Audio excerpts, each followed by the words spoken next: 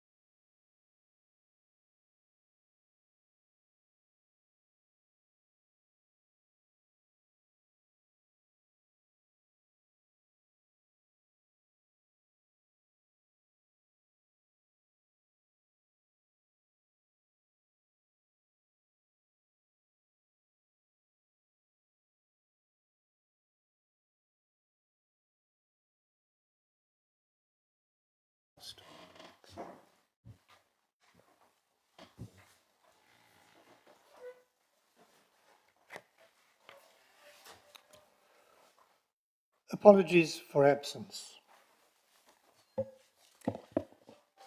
Thank you, Chairman.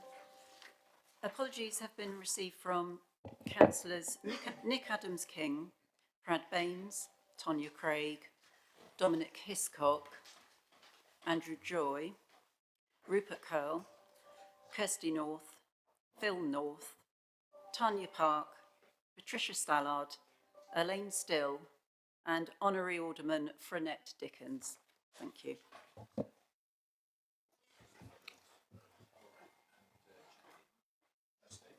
Councillor Carpenter. Chairman, I've just also been confirmed that apologies have been received from Councillor Tustain. Thank you. Sorry, could I also say, Debbie, that we've got Councillor Donnelly also has just sent me apologies. Any others? Item 2 on the agenda is the declaration of interest. All members who believe they have a disposable pecuniary interest in any matter to be considered excuse me, at the meeting must declare that interest, and having regard to Part 3, Paragraph 1.5 of the County Council's Members' Code of Conduct, leave the meeting while the matter is discussed, save for exercising any right to speak in accordance with Paragraph 1.6 of the Code. Furthermore, all members with a personal interest in a matter being considered at the meeting should consider, having regard to Part 5, Paragraph 4 of the Code, whether such interest should be declared, and having regard to Part 5, Paragraph 5 of the Code, consider whether it is appropriate to leave the meeting while the matter is discussed, save for exercising any right to speak in accordance with the Code. Now, members are reminded that there is a general dispensation granted by the Conduct Advisory Panel, exempting members from the restrictions otherwise imposed by the Localism Act of 2011 in respect of disposable pecuniary interests, enabling members with a beneficial interest in land within the administrative area of the County Council to participate and vote in County Council business relating to the setting of the council tax or the precepts. This applies to items 10 and item 12 on the agenda, and there's no need for any member, therefore, to declare an interest at this meeting. It's already been taken as read. Are there any other declarations of interest?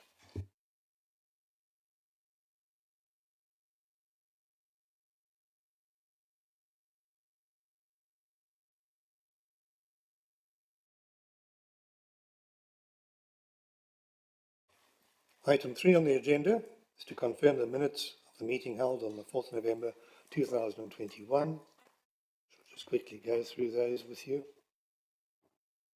Page 8 on your papers. Page 9.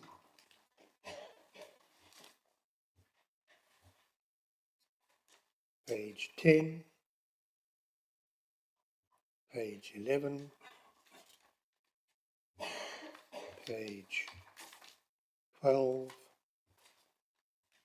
Page 13. 14.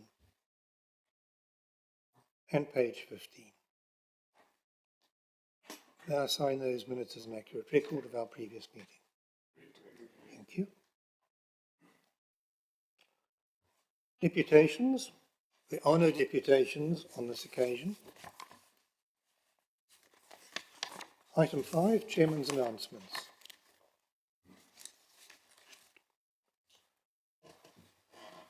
Since our last meeting, I have attended a few functions, including the annual estate dinner at the Bewley estate of Lord Montague.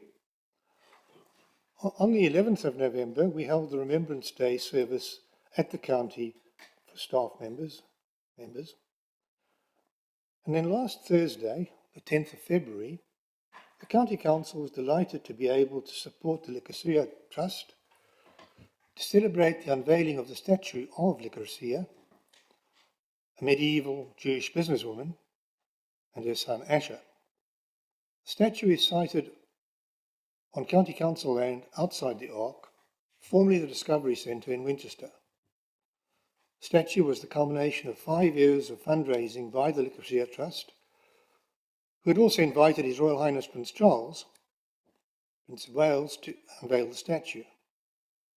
As you will all now know, His Royal Highness tested positive for coronavirus just 10 minutes before he was due to arrive.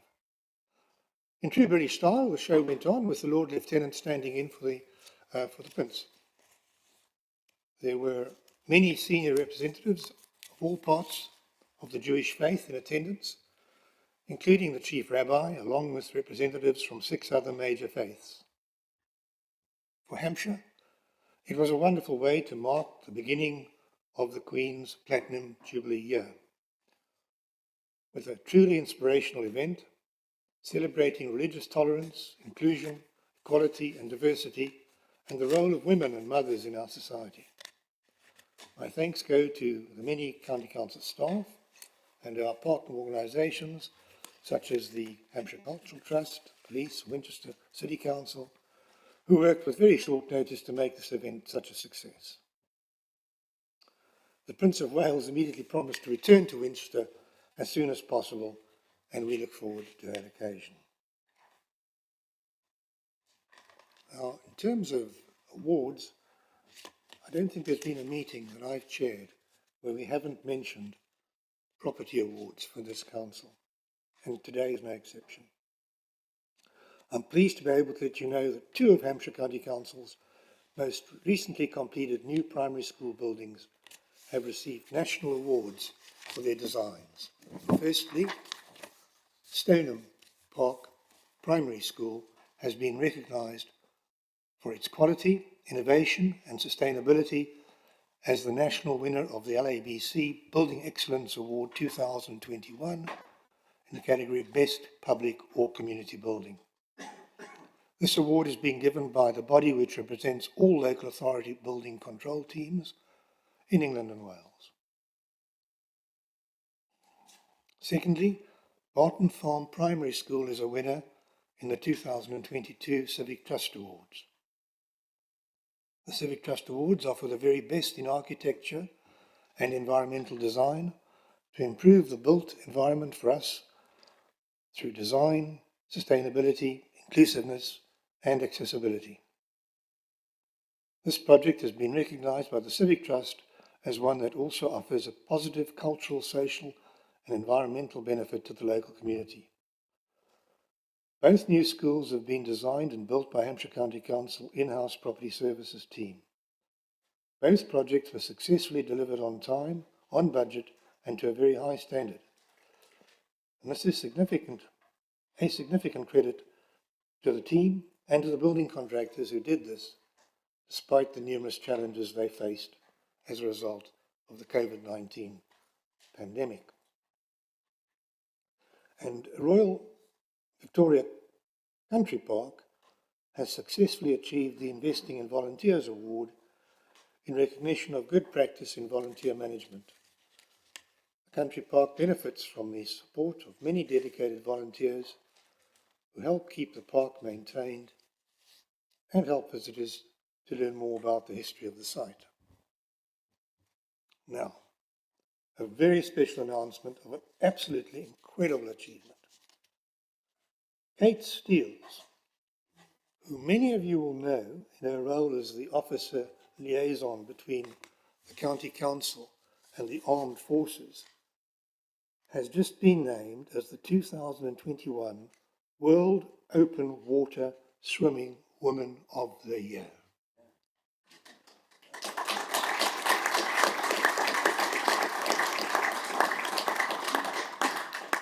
And as an athlete, Kate achieved the ice sevens that required her to complete 7 different ice miles at below 5 degrees centigrade in Europe, Oceania, Asia, North America, Africa, South America, and a polar location.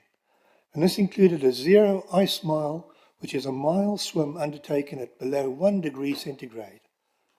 Kate has also been inducted into the International Ice Swimming Association Hall of Fame and raised money for a number of charities, including suicide prevention. Chairman, that's really cool. Don't pour cold water on, please. Now, I must just pause so that we can just think about this. It is with much sadness we have to record that former County Councillor Chris Curtis has sadly passed away. Chris represented the Kingsclear and Tadley division from 1981 to 1989 and was leader of the Liberal group, later the Alliance group, throughout that time. Is there anybody here who would like to remember Chris? Councillor, yes. Thank you, Chairman. Yes, I'd like to say a few words, if I may. Many people here today will not have known Chris Curtis. It was a long time ago. He served, as you say, on the County Council from 1981 to 1989. But the context of this is back in the late 1970s, there were no Liberal county councillors in Hampshire. Then in 1981, the Magnificent Seven made a breakthrough and won our first 7 seats on the County Council. And the leader of that group was Chris Curtis, who remained leader of the Liberal and Liberal SDP Alliance group throughout his term. I joined that group 2 years later after a by-election, and by 1985 our group had grown to 26 members under Chris's leadership. He was a natural leader, much respected all round, at a time when the County Council had 102 county councillors, 18 chief officers, covered Portsmouth and Southampton, included sixth form colleges and the fire service, and oversaw policing. We also had a county youth service as well. Chris had Liberal values to his core. He strongly believed that individuals are the best people to make decisions for their own welfare, success and happiness, together with their families and loved ones, providing they do no harm to others, and that it was the role of society to help them achieve that through good public services and welfare support, and not to tell them what to do. He was a Liberal in the tradition of John Stuart Mill, not an I'm all right Jack or devil take the hindmost libertarian. For many years, Chris worked at Macmillan's Publishers in Basingstoke, but prior to moving here, he'd been the successful agent who got John Pardo elected as the Liberal MP for North Cornwall. John Pardo, who was beaten to the Liberal Party leadership by David Steele, is of course the uncle of our own Liz Barron. After leaving the County Council, Chris also gave many years' service as a parish councillor. I was proud to be Chris's best man when he and his wife Janet renewed their wedding vows around 20 years ago, and I'm deeply saddened to see him taken far too early by cancer, as happens to so many. It was a tribute to a great man that St Stephen's Church in Borghurst was packed for the funeral last Wednesday, and it was good to see former county councillors Warwick Lovegrove, Liz Barron, who with Alan Tame pioneered a waste disposal revolution in Hampshire, and of course Tony Barron, the much respected former Chair of Education, all there to pay their respects. Thank you, Chairman. Thank you. Anyone else?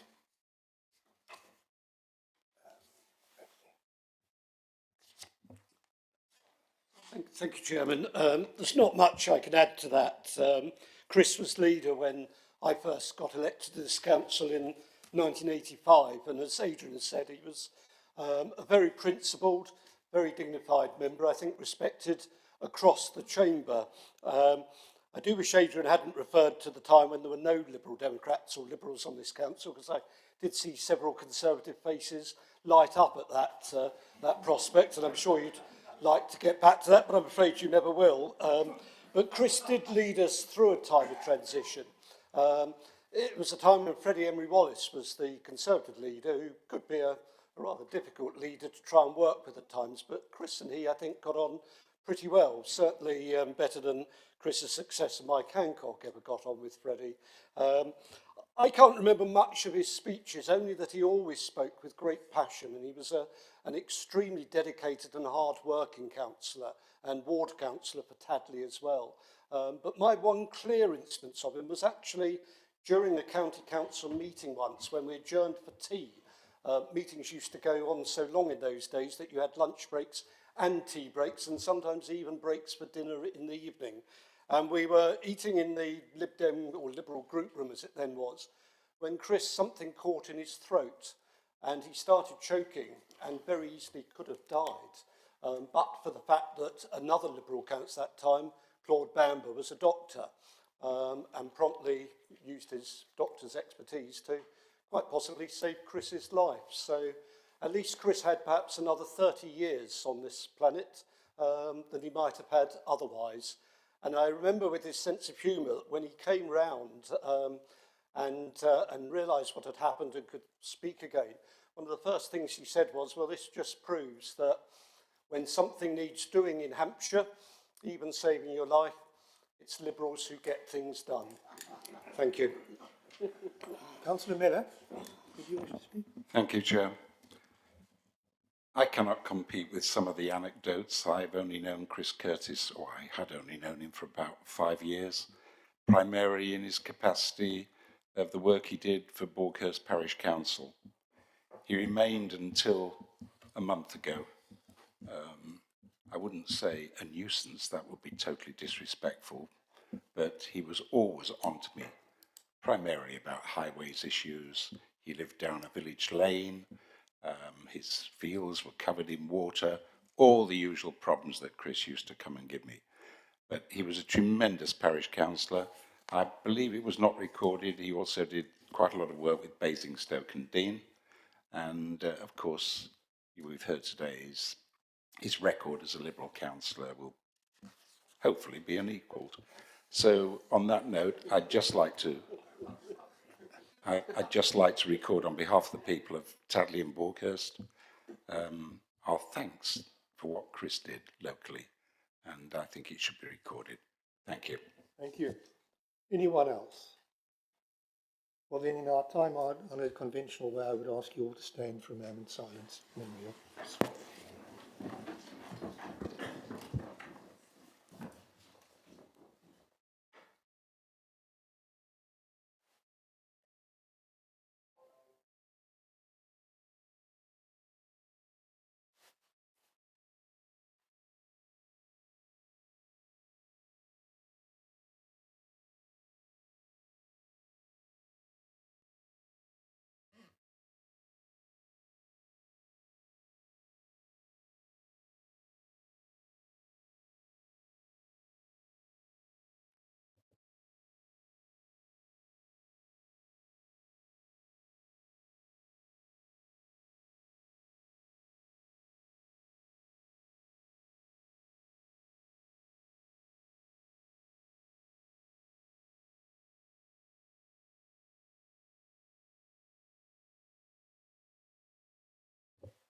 Thank you, members.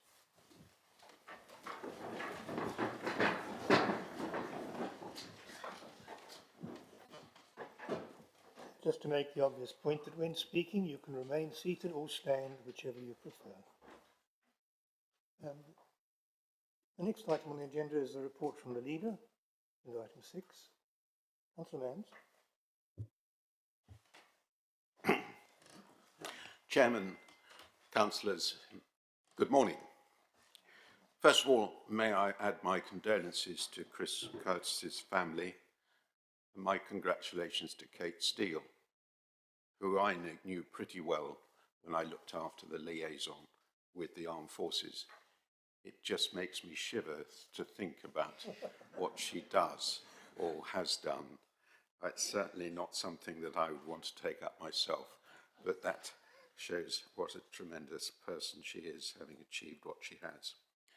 Let me start by inevitably saying a few words about COVID. As we step further forward into living in a world with COVID, the focus is shifting more towards our responsibility as individuals to prevent the spread of the virus.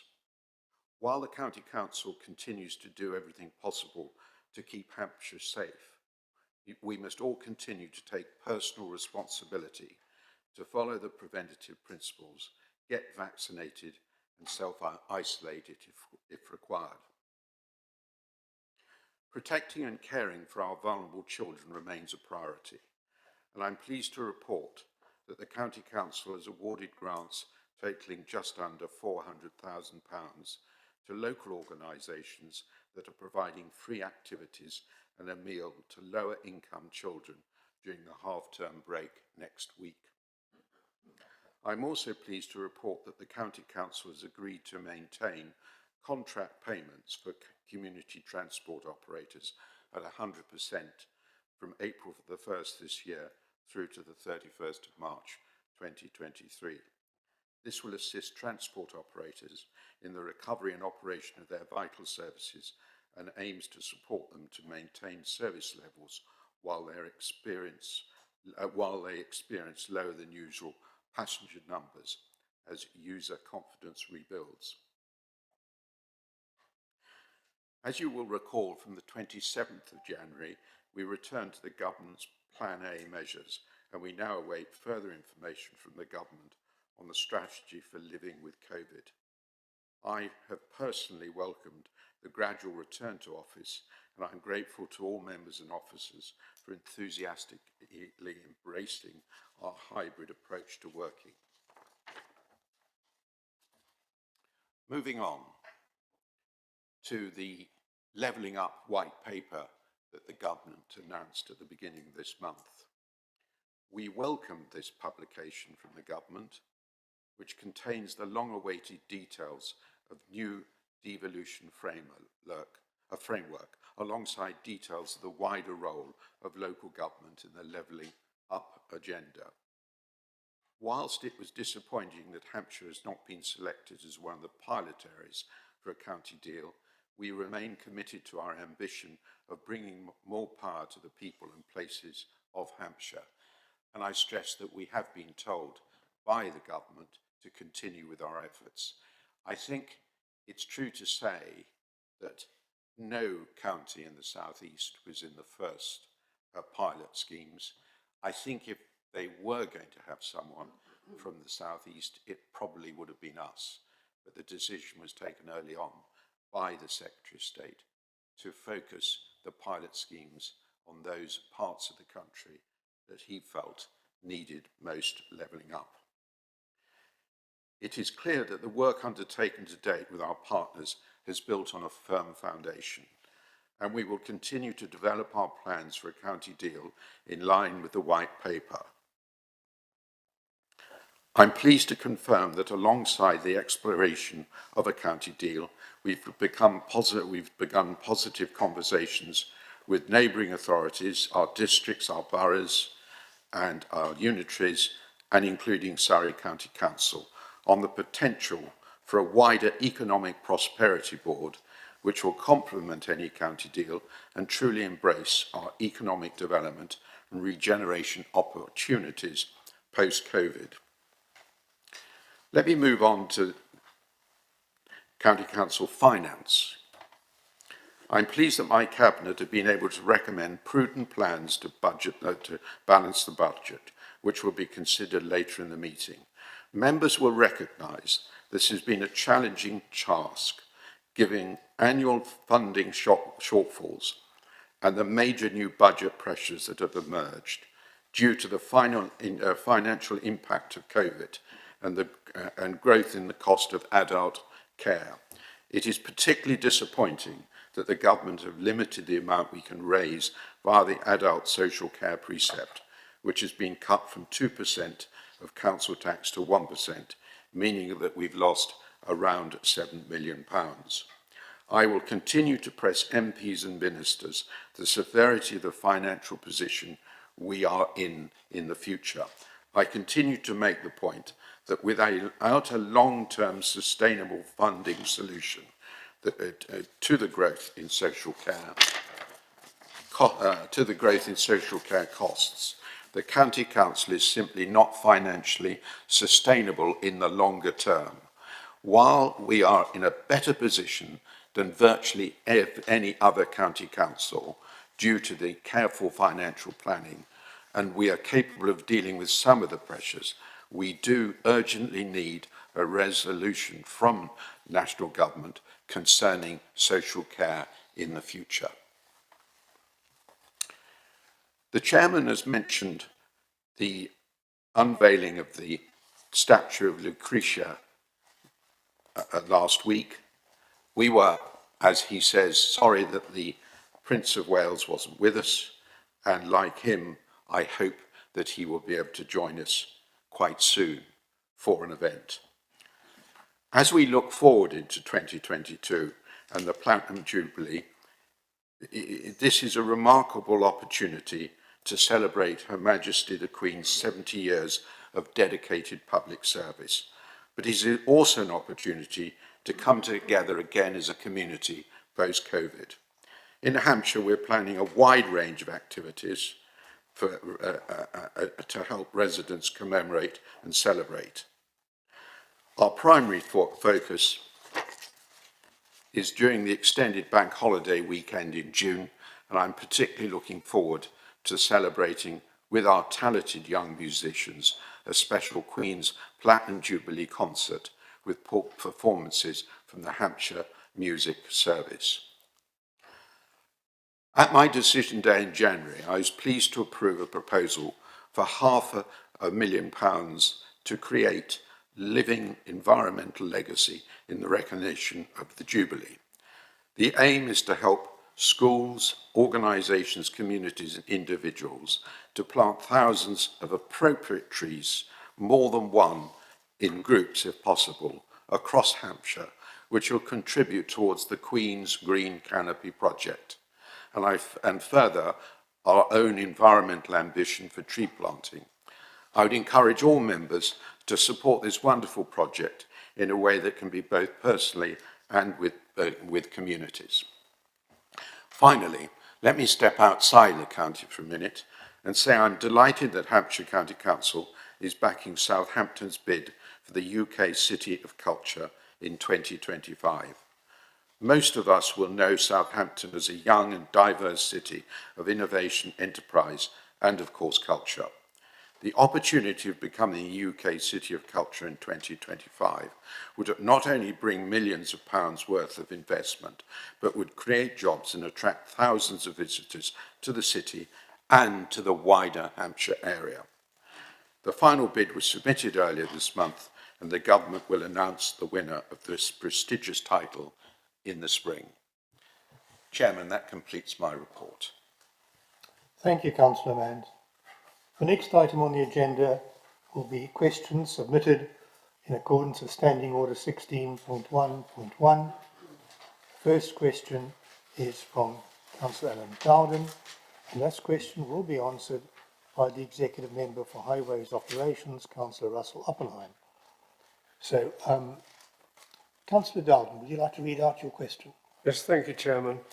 May I ask the Leader of the County Council, although I'm going to be answered by the Executive Member, to please intervene and seek that work is carried out to strengthen a small brick-built bridge that gives passage over Tanner's Brook in Bracken Close, North Badgersley, for pedestrians.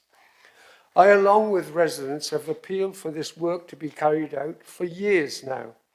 The bridge is seriously cracked and residents fear that one day it may collapse. The last correspondence I received early last year in regards of this matter was from the Hampshire Highways, reference number 7075817, stating that the old brick wall had a movement crack along one of its joints and some pointing was carried out.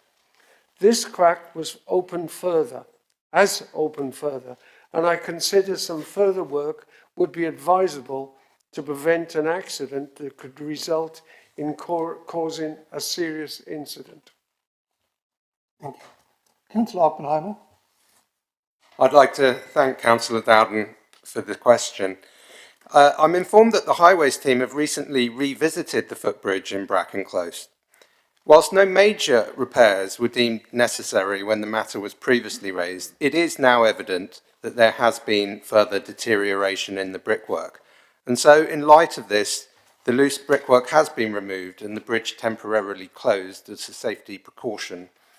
Arrangements are already in hand to repair and rebuild the parapets, and I've asked that this work is carried out as soon as we reasonably can, given all the pressures on the service at this time. Councillor Dowden, do you have a supplementary question? Chairman, I would just like to thank the leader and the executive member for responding to my question. Thank you. The next question is from Councillor Zoe Huggins. Thank you, Chairman. There you are. With the recent release of the Climate Change Scorecard, which ranks authority by their published climate change action, in which Hampshire, I'm pleased to say, was ranked joint third, I wonder if the Executive Member of Climate Change, Councillor Jan Warwick, would update us on the Hampshire County Council's Community Energy Initiative and how best councils and parish councils can get involved. Well, the Executive Member for Climate Change and Sustainability is, in fact, you're quite right, Councillor Jan Warwick. Councillor Warwick, if you'd like to answer the question, please. Yes, thank you so much, Chairman, and thank you, Councillor Huggins. The Hampshire County Council very successfully secured funding from the Community Renewal Fund, which is supporting the ongoing work with Community Energy South to deliver a community energy pathway programme that will establish a thriving community energy network right across Hampshire. Our current focus of work is to support 5 front-runner communities in Hampshire: Energy Alton, Greener Brockenhurst, Hambledon Greening Campaign and Petersfield Climate Action Network to deliver a bespoke Kickstart mentoring package. This will assist them to take their community projects to the next stage, ready for delivery through technical and feasibility processes, project financing and finance feasibility, production of a business plan and the establishment of a legal entity. I know that sounds really complicated. Test Source Energy is one of our front runners, a community benefit society set up by Sustainable Overton near Whitchurch. One of the 5 progressed through the County Council's project with the Community Energy South, and they're about to launch their community energy scheme that will deliver 330 kilowatts solar voltaic farm at Southerly Farm. And the County Council has agreed to invest as a shareholder in this community project. In parallel, Community Energy South will continue to support communities to establish local energy projects. And over the past year, working with Hampshire County Council, they've supported 11 communities across the county, providing online training and supported community to deliver local sustainable energy projects. Thank you so much. Thank you. Councillor Huggins, do you have a supplementary question? I do, Chairman. Just briefly, diversity and inclusion is a key area for the development of the climate change scorecard for almost all councils. Can you provide reassurance that initiatives, as you've just described, protect the most vulnerable and are inclusive across the community? Yes, thank you, Councillor Huggins. That's a really, really important aspect. I think the underlying principles behind our climate change strategy is that nobody is left behind, and we're all very aware that the impacts of climate change will affect the most vulnerable most. So 2 important things, 2 of our key campaigns, the Greening campaign and the Community Energy campaign that I just referred to, are both grassroots community campaigns, so actually they reach everybody. And as a sideline, I suppose, we are working with 2 significant universities, the University of Southampton and Winchester, and we've invested in a project with Professor Beckford, who is working with Her Majesty's Prison in Winchester, training prisoners in sustainability and biodiversity work so that when they leave prison, they will have meaningful employment outside. So that's just some examples. Thank you. Thank you. Question 3 is from Councillor Martin Todd. Thank you, Chair.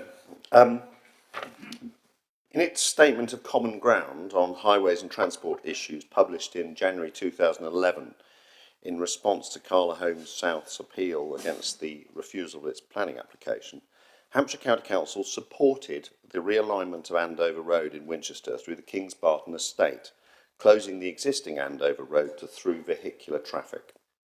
Aside from the proposal in the City of Winchester movement strategy to potentially keep Andover Road open for park and ride buses as well as pedestrians and cyclists, is this still its position? Thank you. Councillor Russell Oppenheimer again, Highways Operations Executive Member. Thank you, Chairman, and thank you, Councillor Todd, for the question. I can confirm the County Council position does remain as stated in the Statement of Common Ground. However, HCC and Winchester City Council are continuing to develop the Winchester Movement Strategy, and as part of a recent public engagement exercise, we have sought to gain views on the development of a new park and ride facility just off Andover Road. Consideration is still being given to how bus priority could be incorporated into the final road layout, and this includes potentially keeping Andover Road open for park and ride buses, pedestrians and cyclists. This would require changes to the Harestock Road Andover Road junction, and we're working with both Carla Holmes and the City Council to look at options. Thank you. Councillor Todd, do you have a supplementary? Yes, Chair, I do. A question for Councillor Oppenheimer. So what is your message to the many people in Winchester who think the Andover Road in its current form should be kept open and not realigned through the King's Barton estate?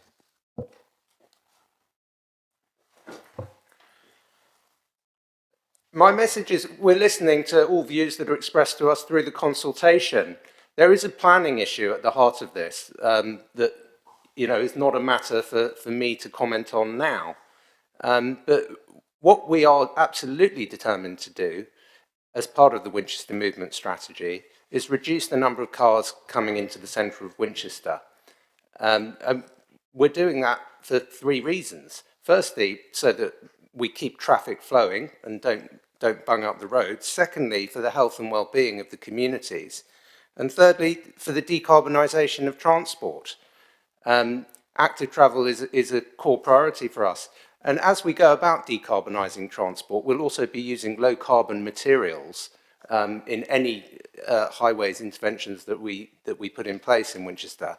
For example, low-carbon cold asphalt from our recycling centre in Micheldever, and also low-carbon bollards. And members may notice we've brought a specimen at the back of the room today of our non-crete bollards. These are low carbon, not just because they don't use concrete, but also because they're made out of sugarcane, which actually absorbs carbon while it grows. So we do have a very innovative, low carbon, healthy approach to the transformation of our towns and villages in Hampshire. Please do have a look at the bollard on your way out. I'm pleased to say Assistant Director Tim Lawton is here today, standing in for Stuart Jarvis. So if you've got any questions, please don't hesitate to ask Tim, who kindly carried the bollard over here today for us all to look at.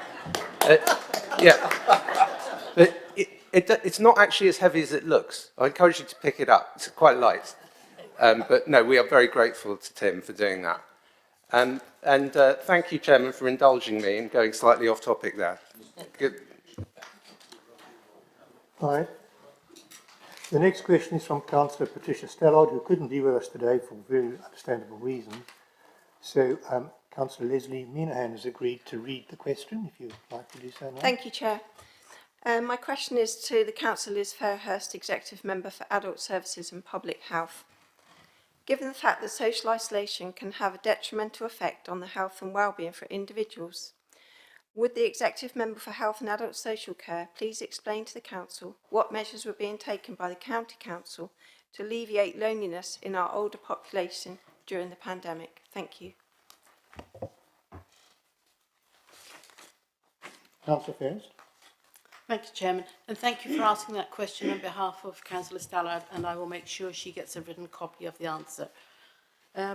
Hampshire County Council has had a lead role in supporting our clinically extremely vulnerable population across Hampshire during the pandemic, including our more elderly residents.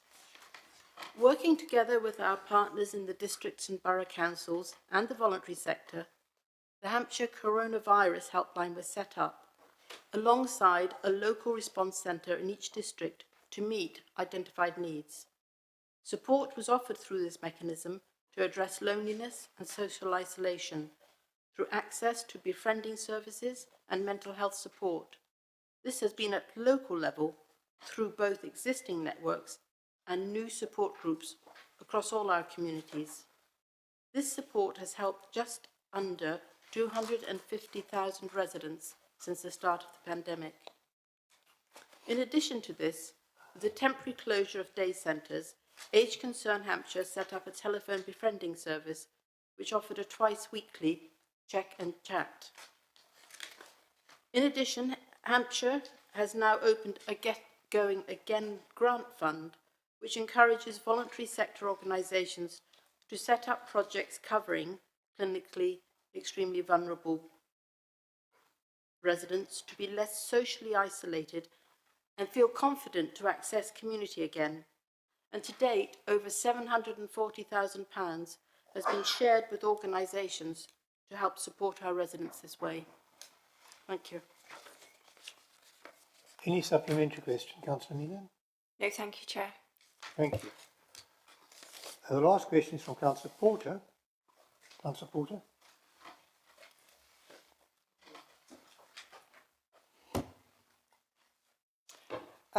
My question is to Councillor Heron. The waiting time for a footpath or village green claim from the public to be determined can take several years and sometimes decades. How is the County Council tackling the long and growing list of footpath claims and village green application cases awaiting determination and completion? So the Executive Member for Recreation, Heritage and Rural Affairs is Councillor Edward Heron. You will answer this. Thank you, Chairman. Thank you, Councillor Porter, for the question. As you know, the Council has a statutory duty to investigate every application that we receive. And because of the implications for landowners and users, actually it's an incredibly detailed process. And since 2017, when the government made some changes, particularly a cut-off date for historical and other routes to be registered, we have seen a significant increase in the number of applications. It is so complex, actually, and contentious that since 2021, about half of the applications we determine are referred to the Secretary of State. In 2019, in recognition of this growing number of applications because of the cut-off date, we introduced a new policy that enables us to prioritise applications that would either deliver the greatest public benefit or for other reasons need a priority. But we do look at our working practices and we do benchmark against other authorities, but unfortunately indeed there is a considerable backlog that we continue to work through. Thank you. Councillor Porter, do you have a supplementary question? Yes, please.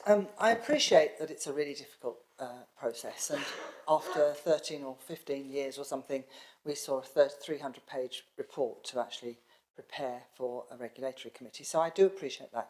But can you give us a timeline by which we'll be at a point where there will be a reasonable number in the list and not over 800, which I understand is the case now? Okay, well, thank you. I would love to. Unfortunately, we are currently receiving applications with about the rate of 3 applications for each one determined. Obviously, we look at the resource we have for that. But for an example, you know, we could double the capacity, but that is the same sort of budget that we spent on the repair of the Itchen Path that I know that you have had such a great interest in. So there is really a conflict here between the amount we invest in this administration of these applications and how much we spend on repairing and keeping our rights of way network open. As I said previously, a large part of this issue arose in 2017 when the government announced this cut-off date of 2026 for historical routes. So these are routes that generally some people from various associations or interested persons have gone through historic maps and looked at to see what could be brought back into the network. And they're very important, but there isn't necessarily a time horizon on those for people to have. There are indications the government may be thinking again about that 2026 cut-off date. And if they do that, then hopefully that will slow be impetus for applications so that we get to the point where we are at least processing more than we are receiving. But I'm afraid if we stay with the 2026 date, I don't see that situation changing until they close. Thank you. We move on now to item 8, which is appointments. Leader. Thank you, Chairman. A relatively routine matter. This is for two different appointments. First of all, 2 appointments to the River Hamble Management Committee, paragraph 1, and paragraph 2 is the appointment of the Independent Remuneration Panel. The recommendations are delegated by the Constitution to the Conduct Advisory Panel, so the appointments in front of you are recommendations from that panel, and I'm asking the Council to approve the recommendation A on page 17 and B on page 18. Any discussion? All agreed? Thank you. We'll move on to to item 9, which is the county deal. Councillor Nance. Thank you, Chairman. In my opening statement, I mentioned the county deal and also COVID, so I won't repeat what I said then. And also I'm conscious of the fact that on Monday of this week, councillors had what I thought were very good briefings on both recovering from COVID and the county deal as part of our members' briefing programmes. What I will say is this, is first of all, the work done by the Director of Public Health in relation to COVID, I think has been first class. It's been a really stressful period for him, lasting 2 years, but he's carried out that work tremendously well, and he's highly respected across the country for what he's done in our area. And if you look at the figures, you'll see that generally speaking, we haven't quite reached the peaks of some other counties and some urban areas, and we've recovered more quickly from the different phases of COVID. We're now in the phase, as I said earlier, of living with COVID, but it's clear that all the numbers are coming down, as Simon Bryant mentioned to the members' briefing on Monday. Turning to the county deal, I think the government's white paper on levelling up was very good. If there was one admission from it, I think it was annoying in a way that the Secretary of State was unable to persuade his colleagues to pool the resources that they provide themselves to local government for various schemes, so that we are in a much better position as a local authority to have one pot of money from central government. In other words, what I'm saying is he is quite rightly suggesting that local government works in a more cooperative way, and yet the departments of state remain working in silos. And I think that's a great pity, because as an example of that, for many years we have with Fareham, and I do pay tribute to the leader of Fareham and Fareham Council for the work they've done in leading this project to get Junction 10 built. I'm quite convinced in my own mind that had there been more unity at the centre of government as to this needing to be done, we could have done that exercise a lot more quickly and possibly even carried it out at the same time as the smart motorway work. But having said that, I think Junction 10 is an example of local government working together, and very soon, within a matter of days, as I understand, we will actually sign the agreement for a junction that is going to cost nearly £90 million, hopefully rather less than that, but with the contingencies that are in the programme, it could reach that figure. And that is, I think, at the moment, the largest project involving roads anywhere in the country that is being project management by a county council. So I think, in a sense, that particular project shows what went wrong in the past, but it also points the way to the future of the sort of projects we'd like to see happen as a result of the county deal.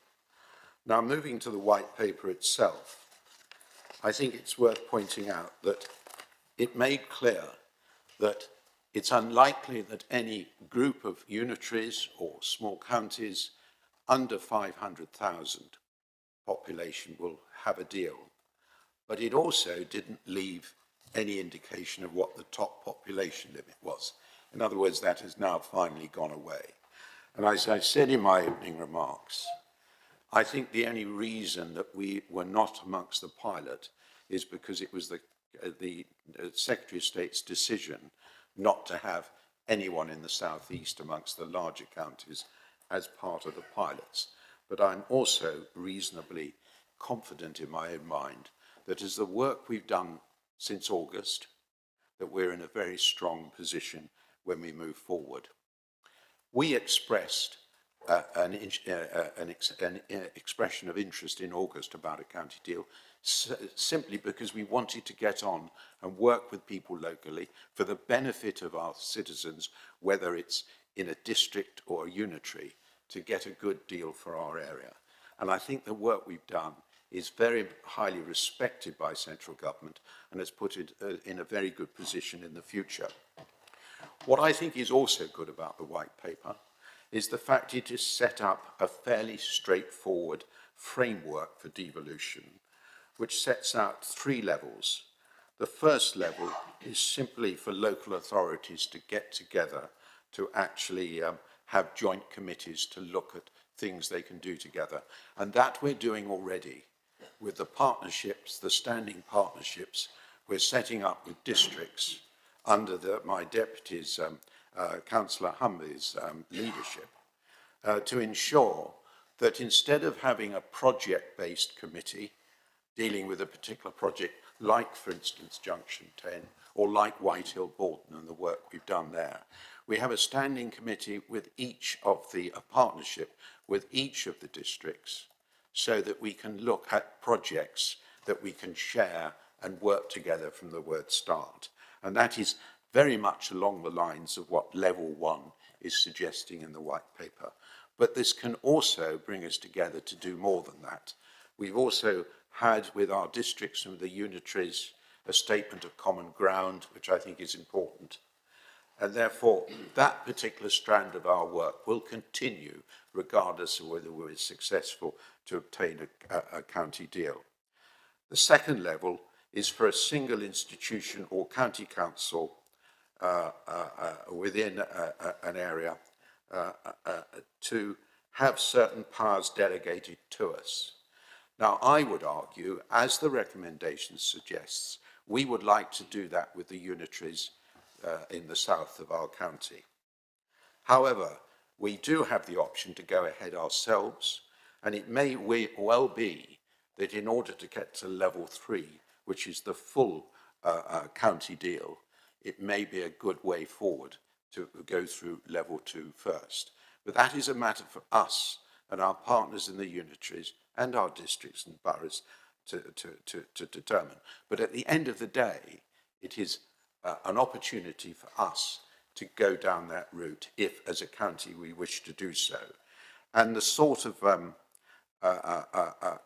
powers that would be delegated to us, probably the most important ones, relate to the incorporation of the functions of the LEPs within that particular county deal at level 2, and also providing an input into local skills and devolution of adult education functions and the core adult education budget. So that would be actually money coming to the county that we didn't have before because it was dealt directly from the centre. That's just some of the things that we could actually have if we moved to hopefully eventually level 3, but start with level 2. The other advantage of level 2 is there would be no change at all in our governance procedures. It's clear in the white paper that to have a cabinet with a leader in the way that we already run the county council would be acceptable for level 2. There's been a fair amount of discussion over the last few months about governance. I took the view that what was important was to get on with the work that we could do together first, and to look at governance when we had a clearer idea of what the government's white paper would say. I think that was the right thing to do, because what has now transpired is we can go some way down the route towards a complete county deal without any change in our governance at the moment. If we go to level 3, there will have to be significant discussions about governance, about the exact ratio of people on the boards at the top of such a deal, and most important of all, whether government will insist on us having a mayor or not. And as many people around at the council know, that is not something that is universally popular, to say the least, in this part of the world. Now, I think, Chairman, I will end on that point and simply offer the recommendations on page 20, which are pretty straightforward, but I will read out C, because I think it is actually quite an important one. And that reads as such: endorses the continued work and direction of travel for a Hampshire County deal to include the unitary authorities, should they wish, in addition that the County Council will continue the work that has been carried out towards the creation of an economic prosperity board, which will ideally include Surrey and the unitary authorities. Thank you, Chairman. Thank you, Leader. Councillor House, you indicate. Thank you very much, Chairman. And this very much is a report in two halves, as the leader has said. And let me first, on COVID, echo his comments explicitly. Local government staff around the country, not least in this county, have put a phenomenal amount of work in over the course of the last 2 years in pretty impossible situation. And also managed to do things in the course of days that previously would have taken months or years. If you think about all those changes to IT that we all managed to make within a matter of a week or two, or even less, would have been the subject to testing and trials and lots of pilot schemes, and then finally happened at a great deal of cost. So it shows that we can move when we want to. Maybe there are some stories there and some ideas for other things that we might do at a bit more speed and alacrity alongside them. But let me again put on record from the Liberal Democrat team total and explicit support for everything that staff have done, and indeed all the rest of the public sector and the volunteers. Never ever forget the volunteers and those frontline staff in all sorts of services, including in our shops and post offices and beyond, who really did make a difference. As I said to Cabinet, the economic data that we're getting in these reports to Cabinet is really, really helpful. And I really do hope that more councillors read the papers that go to Cabinet, because it's of genuine interest and genuine value. And I think it's the kind of thing we ought to have as a matter of routine, not just as a result of the pandemic. We need to understand our economy, and we need to work out where we can contribute more. So far as levelling up is concerned, and the county deal, I'm really struck that this is a classic situation of the emperor having no clothes. We are spending a vast amount of senior officer time with no promise at all of any progress to any tangible devolution. Absolutely no promise.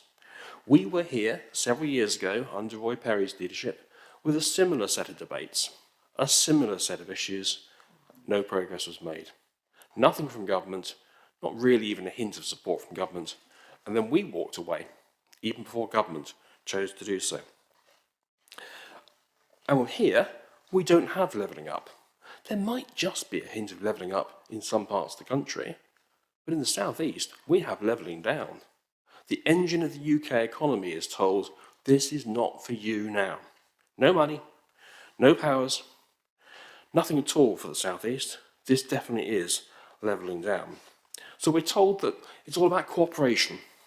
Well, of course we cooperate now most of the time. We don't always do it as well as we could do. But we do cooperation as a matter of routine. From my part of the county, in South Hampshire, we've had the Partnership for South Hampshire, or PUSH as it previously was, for 20 years now. Barely ever a vote, almost always total agreement, because we all sign up to the common agenda of working for the common good. Yet we don't have that here. We have a very, very weak paper from government that promises for most places nothing at all. It promises no money for anything. It promises no powers for most causes. And even if we were to get to the exalted levels At the top of the Everest of level 3, even if we had an elected mayor, we might just about get the return of some of the functions that the Conservative governments of the 1980s and 1990s took away from local government. I don't call that genuine devolution. So, Chairman, we'll support the recommendations here this morning. We remain deeply sceptical. We are nervous about the amount of senior officer time that is being sucked into this project that could be diverted and could be used productively to genuinely tackle some of the very serious budget issues that we're going to talk about later this morning. But let's not kid ourselves. The government is obsessed with single-person accountability in the form of elected mayors. There is nothing that seriously indicates that anything has changed in that regard. So if we are to go down this route, we need to have a serious debate about some of this, about what we are prepared to concede to get tangibly quite small returns. Often just access to single pots of money where the government is still controlling what really happens, not genuine freedoms, not genuine devolution, in return for a loss of democracy. Those are the issues we'll have to face as a county, whether it's this county council or whether it's Pan Hampshire. And we shouldn't be trying to run away from that debate if we're going to have it. So let's be clear, we'll support what's here, we're nervous about it, we're not at all convinced the government really has got a serious heart in levelling up, particularly in the South East. All we're getting is levelling down. Thank you. So far, I have indications from Councillor Heron, Councillor Glenn, Councillor Crawford. Okay. Councillor Heron. Chairman, thank you. And I'm not nearly as pessimistic as Councillor House is about the contents of what admittedly is a long 332 pages document. I must take issue with Councillor House's comment on the government's stance on levelling up, and I do question how much involvement and reading he's done with the Freeport initiative if he's not looking to see at the amount of investment the government are looking to bring into Hampshire with levelling up. I think, Chairman, equally, if he looked at the table in the white paper and saw the, admittedly, not everything we would want in the powers of a second of level 2, I think he would see that there are definite opportunities in there. And actually, in the white paper, there is also a further little paragraph of text, and it makes it clear that while these are the universal offers, there is then, once you have a deal, an opportunity to have engagement with government to see what further powers that you may devolve. And I agree with Councillor House. We have had long discussions about devolution, and, you know, to be frank, I suspect some of those have been more about the egos of the people in the rooms doing the discussions than all pulling together to make sure we serve the residents of our communities. And I think this white paper does perhaps take some of that out of the room. But I certainly would take issue with Councillor House's concerns about us fully engaging. The answer is, if we are to serve the residents that we are elected to do, then we need to continue to engage with this, because we all know that the best way to serve our residents is to devolve the powers down to the most local level possible, whether that's powers from Whitehall to this council, whether that's powers from this council to our district and boroughs, or whether this is powers from our district and boroughs to our towns and parishes.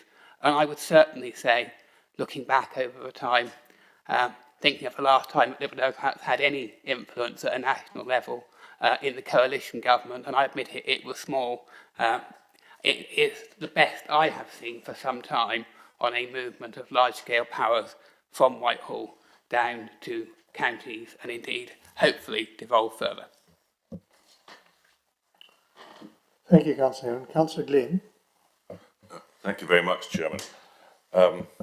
Like many of us, I think we would like to disassociate ourselves with the negative aspects of the points made by Councillor Howes. And he does himself a disservice, because generally speaking, when he speaks up on items, he has positive things to say, especially when we are actually in the business of doing county work.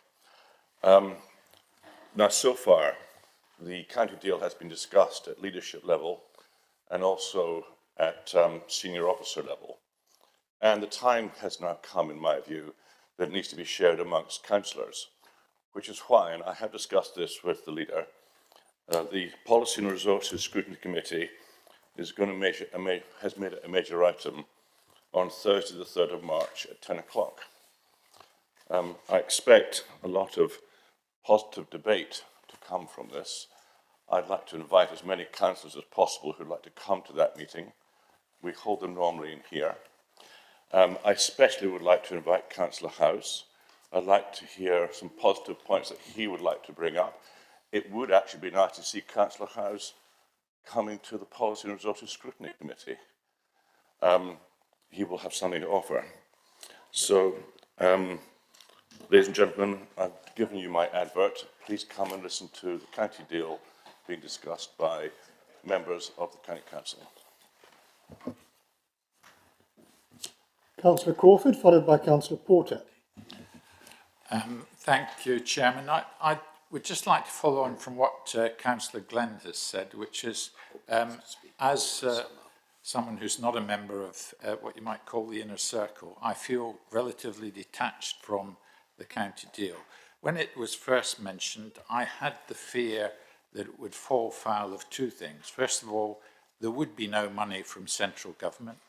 And second, that it was such a complex thing to get together all the local authorities, including the unitaries, that it would fall down on that aspect. I'm pleased to say that the second aspect seems to have been tackled remarkably well. However, the money hasn't been forthcoming as far as so far. And then when I saw the announcement of the 10 pilot areas, I thought, this is a dead duck as far as Hampshire is concerned. Because clearly, for a relatively prosperous area like Hampshire, we're not going to be coming up the league table to be considered anytime soon. And that was compounded when I saw a report that someone had looked into the fact that there had been 307 areas listed nationally in relation to how likely it was that they would qualify to have part in this levelling up agenda. And the area I come from, Rushmore, was allocated 305th out of 307, least likely to be included.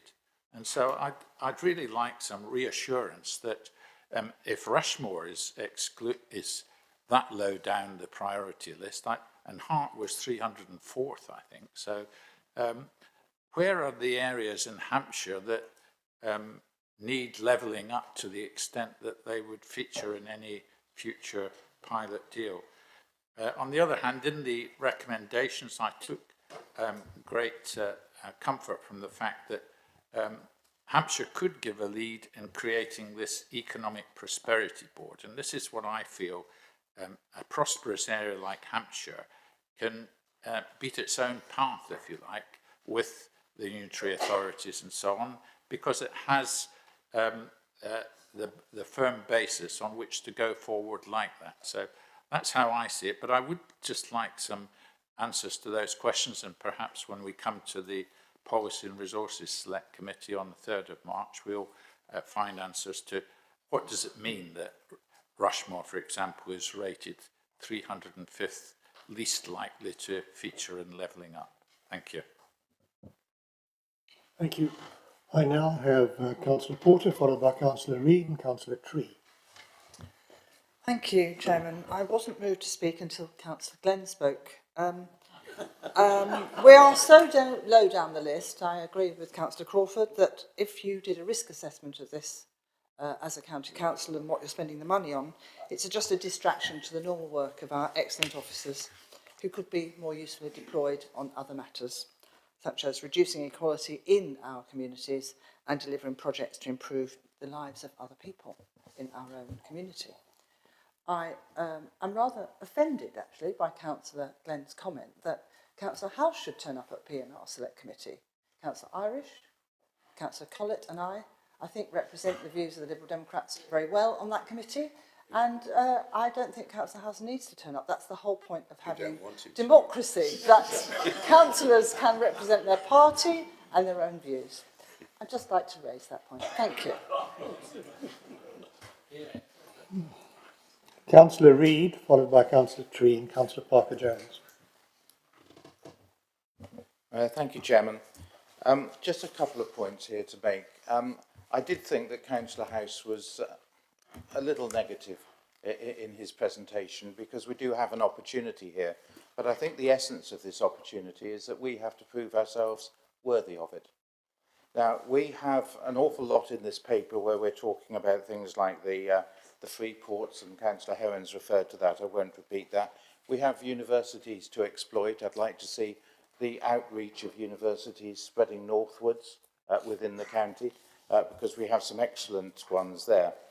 But I often try with a political debate to put myself in the position of the other party now being the government. And if I was in the government saying, shall we give extra powers to Hampshire, the question I would ask is, have they actually proved themselves worthy of it? And that's worthy through organisation, structure, collaboration. And that's the point that we're at the moment. We are showing ourselves willing to talk not just internally about how the county deal might be attractive to us with devolved powers, but also to the unitary authorities and also to our neighbours. This is a much bigger issue than just within Hampshire or Pan Hampshire. It is a big issue in terms of showing ourselves capable of thinking the big picture and not just the little one. I think this paper has been something of a threshold because once and for all, I think it has put to bed the notion that some people who didn't think about it properly have had, which is that devolution equals local government reorganisation. It doesn't. Reorganisation is something completely different, and that is not on the agenda, and we are not putting it on the agenda. What we are putting on the agenda is how we work out a structure with our neighbours and collaboration and wider thinking that shows Hampshire to be worthy of having powers and money devolved from national government down to a local level. And we are taking a very positive step with this paper and the position that we have taken. Thank you. Thank you, Councillor Reid. Councillor Tree. Thank you, Chairman. Just some quick points. I know the big discussion is about financial matters, but steering away from that issue, as we do have the budget agenda item, I just wanted to make 2 points on democratic accountability. The first in reference to level 3, i.e. if a directly elected mayor was required. Obviously the leader serves at the pleasure of council, which gives councillors and the electorate the ability to hold to account, etc. But one of the advantages of single person accountability that you mentioned was that people are more likely to know who they are. One of my concerns and frustrations sometimes is that if we did a poll in Hampshire today as to who the leader of Hampshire County Council was, and you could argue they are the equivalent to the Prime Minister of Hampshire in a sort of roundabout de facto sort of way, how many people would actually be able to answer that question when obviously the leader and the cabinet have great power over the lives of those in Hampshire? People know who the Prime Minister is, they generally know who their immediately ultra-local councillors are, maybe parish councillors who have no true power, but the middle bit and that very important middle chunk, people don't know who they are. If you have a directly elected mayor, the chances are people would identify with that figure. And they wouldn't actually know who they are. So maybe that's another issue as to how we promote the leadership and people know who their more senior democratic representatives are at county level. And the only other point was, I appreciate Councillor Reid has already said that reorganisation and the unitary discussion is a separate issue, but it is sort of lurking. And all I would say is that we as an independent group are united in believing the three-tier local government system creates duplication, wastes public money, and parish and town councils could have a greater grassroots role to play in either system, in particular where they have the power of competence. Thank you. Thank you. Councillor Parker-Jones. Thank you. I won't reiterate everything that's been said, but I will be looking forward to attending the Policy and Performance Scrutiny Committee now. Personally, I am probably at a disadvantage with the whole levelling up, and that briefing we had recently has really helped to accelerate my knowledge. And I'm keen to understand how Hampshire wants to go forward and what level we are aspiring to. So I definitely will be paying close attention. I will reiterate something which our Councillor Tree just mentioned, which is I do think it's important for our local residents to have a greater voice. And I think that some of this devolution paper could provide that opportunity for local communities. So therefore, I do think it's really important that we pay attention. I also feel that with some of the powers that could come to us, we do need to explore that as a full council so that we all understand the implications. And I was particularly heartened with the list of things that we felt as a group across that would be delivered, and including the single investment fund, the net environmental gain pathfinders. Some of this is really exciting. There will be some aspects that my community particularly would disagree with fundamentally, probably that accelerated housing delivery. You know, when you have an area already overdeveloped, they would find that hard to reconcile. But I welcome the opportunity to have additional powers in Hampshire, and I think perhaps the reason we haven't gone forward quite as quickly as some areas is because we do have opportunities in the south, but it does mean that if you are poor, you're perhaps poorer, because in some ways those safety networks aren't in existence for you. So I look forward to this, and I actually think it could be an exciting time. Thank you. Thank you, Councillor. I have Councillor Harrison and Councillor Foster next. Is there anybody else who wants to go on the list? Shall I close the list at that point, apart from one or two cabinet members need to speak? Good. Councillor Harrison. Thank you, Chairman. I'd like perhaps to start by dissuading Councillor Manns from getting stuck on a zip wire in order to raise his profile amongst the people of Hampshire, or indeed holding parties. I think that the central point is that this is once again another example of the authority being distracted for no particular gain. As other councillors have mentioned, we've had this whole process of local government reorganisation and devolution presented to us before with no outcome.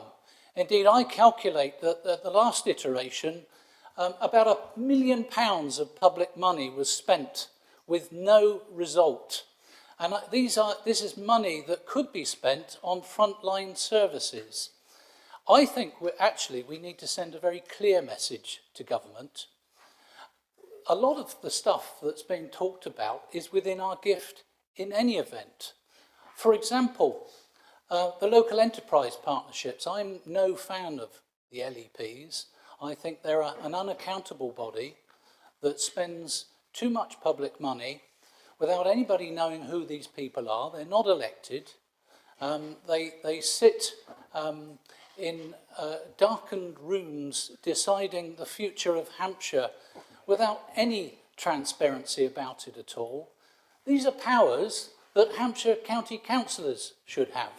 And it's within our gift, it's within the government's gift to give them to us. And we talk about partnership working. We don't need government to tell us to start working in partnership with district, boroughs and parish councils. It's something that we should be doing anyway, whether it's on a project basis or whether it's on the way of working. So, you know, I would say to government, go away, let us get on with the job, let's stop spending any of our precious resources in this way, and let's free up officer time to concentrate on the job at hand. Thank you, Chairman. Thank you, Councillor Harrison, and thank you for keeping to time. Councillor Foster. Thank you, Chair. It's interesting listening to Councillor Harrison and what he would say to government. I don't think they'd be listening to him. The whole point about the county deal discussions is that is properly engaging with government at the right level so that there's two-way listening, two-way engagement, not the rhetoric that we hear from some of the opposition. The work that our officers have done on this has been exemplary, and I commend them. And I commend Councillor Manns and Councillor Humby for actually leading this initiative. It started back in August, if I remember correctly. And if we'd done as some suggested, we'd be absolutely nowhere. We would not have the engagement that we have. We would not have influenced the thinking. We would not be in a good position going forward. We'd be doing what Councillor Harrison said and talking to somebody with nobody listening. So the very fact that Councillor Howes said he will support this, I think is testament to the excellent work that is being done, because at least he acknowledges that we are making progress and there is opportunity, because otherwise he would actually do as he suggests he would and oppose it. But he's saying he's supporting it. So maybe some of the opposition is finally listening. I'm also particularly refreshed by some of the newer members and their comments. Don't necessarily agree with all of them, but at least there's new thinking, not the same old rhetoric that we get from old. Thank you, Councillor Foster. Now, Councillor Hamby, and then I'll ask Councillor Menz to wind up the debate. Mr. Chairman, thank you, and listen very carefully to a lot of the debate. Certainly, Councillor House and Councillor Harrison would like to assure Councillor Harrison when I'm at the LET board, they do turn the lights on, and it's normally very bright, and they're not in darkened rooms, and I do represent the county there. I think from Councillor House's point of view, we need to remember we have run this in parallel. We have run in parallel the work that we're doing on the county deal and the work that we're doing locally with the districts and boroughs and with the unitary authorities. Councillor House will know that I've met with him, with the leader and the team, to look at setting up these regeneration and growth boards. We met everybody, including the unitaries, and every single one welcomed that opportunity to do that. So there is progress from that point of view.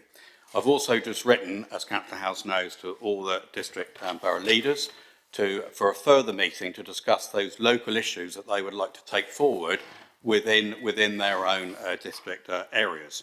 And indeed, Councillor House, you've since written to me a very useful note about your proposals and thoughts on that.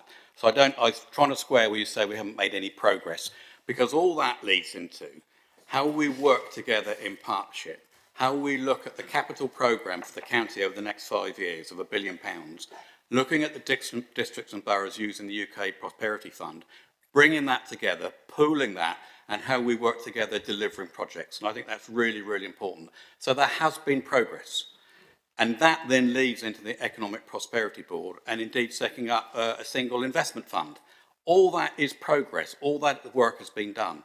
And specifically in the county deal, not to say there hasn't been progress, what we've done is positioned ourselves right at the front of the queue, talking to ministers and senior civil servants. When that opportunity arises, they know that we are ready to go.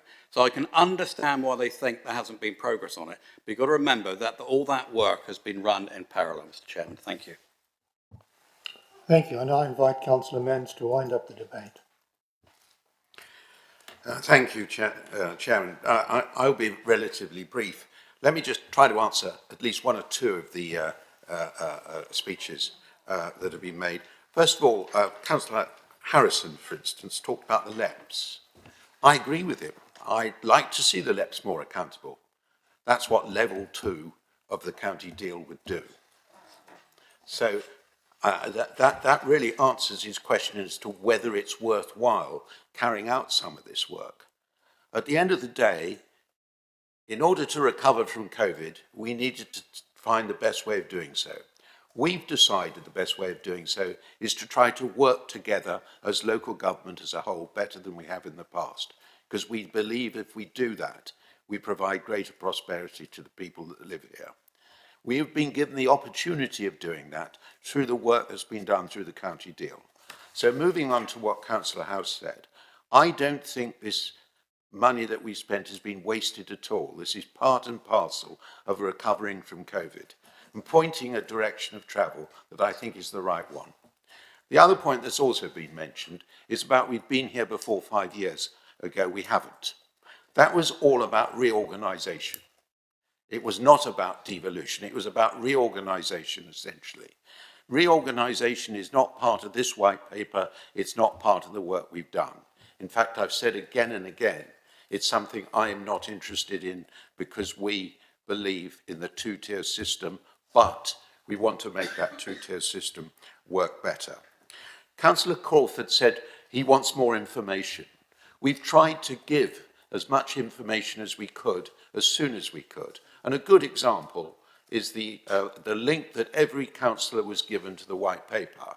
I didn't expect everyone to read it, but there are bits of it that are well worth the read. And secondly, the briefing we had this Monday was specifically focused on trying to broaden the number of people that knew about what our aims were. And also, I do agree with his point about we do have areas of deprivation in Hampshire.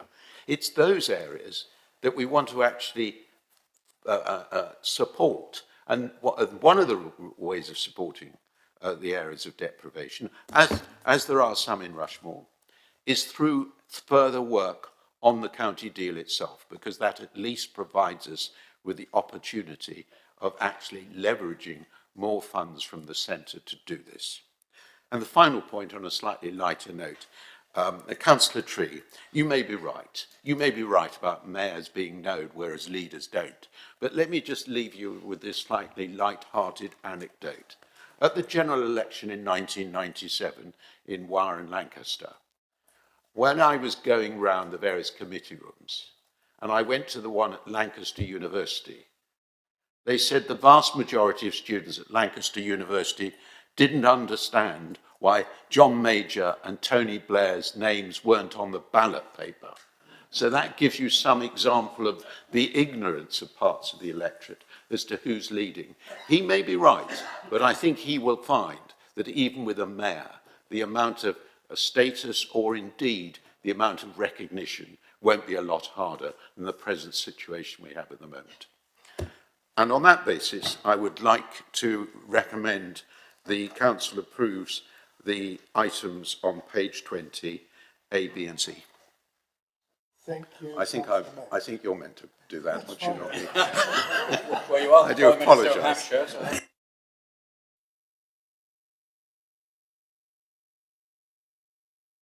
Thank you, Councillor Manns.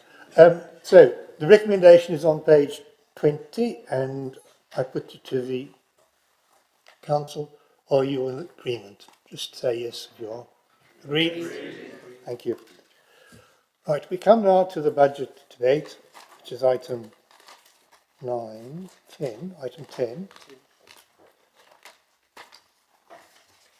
There is a sequence paper for you to follow as to who speaks when and for how long and so on. It's now just after 11:30. If we are going to go on for quite a while on this subject, then I will break for lunch at 1:45, so as to phase the canteen with the staff who can normally come down at 1 o'clock for lunch.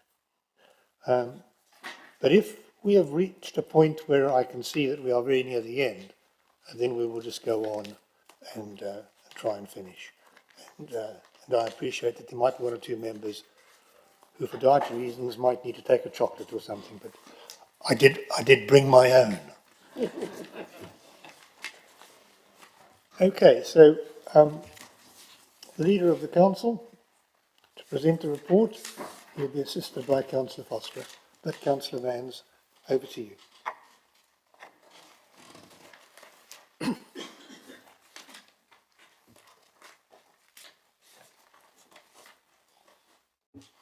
Thank you, Chairman.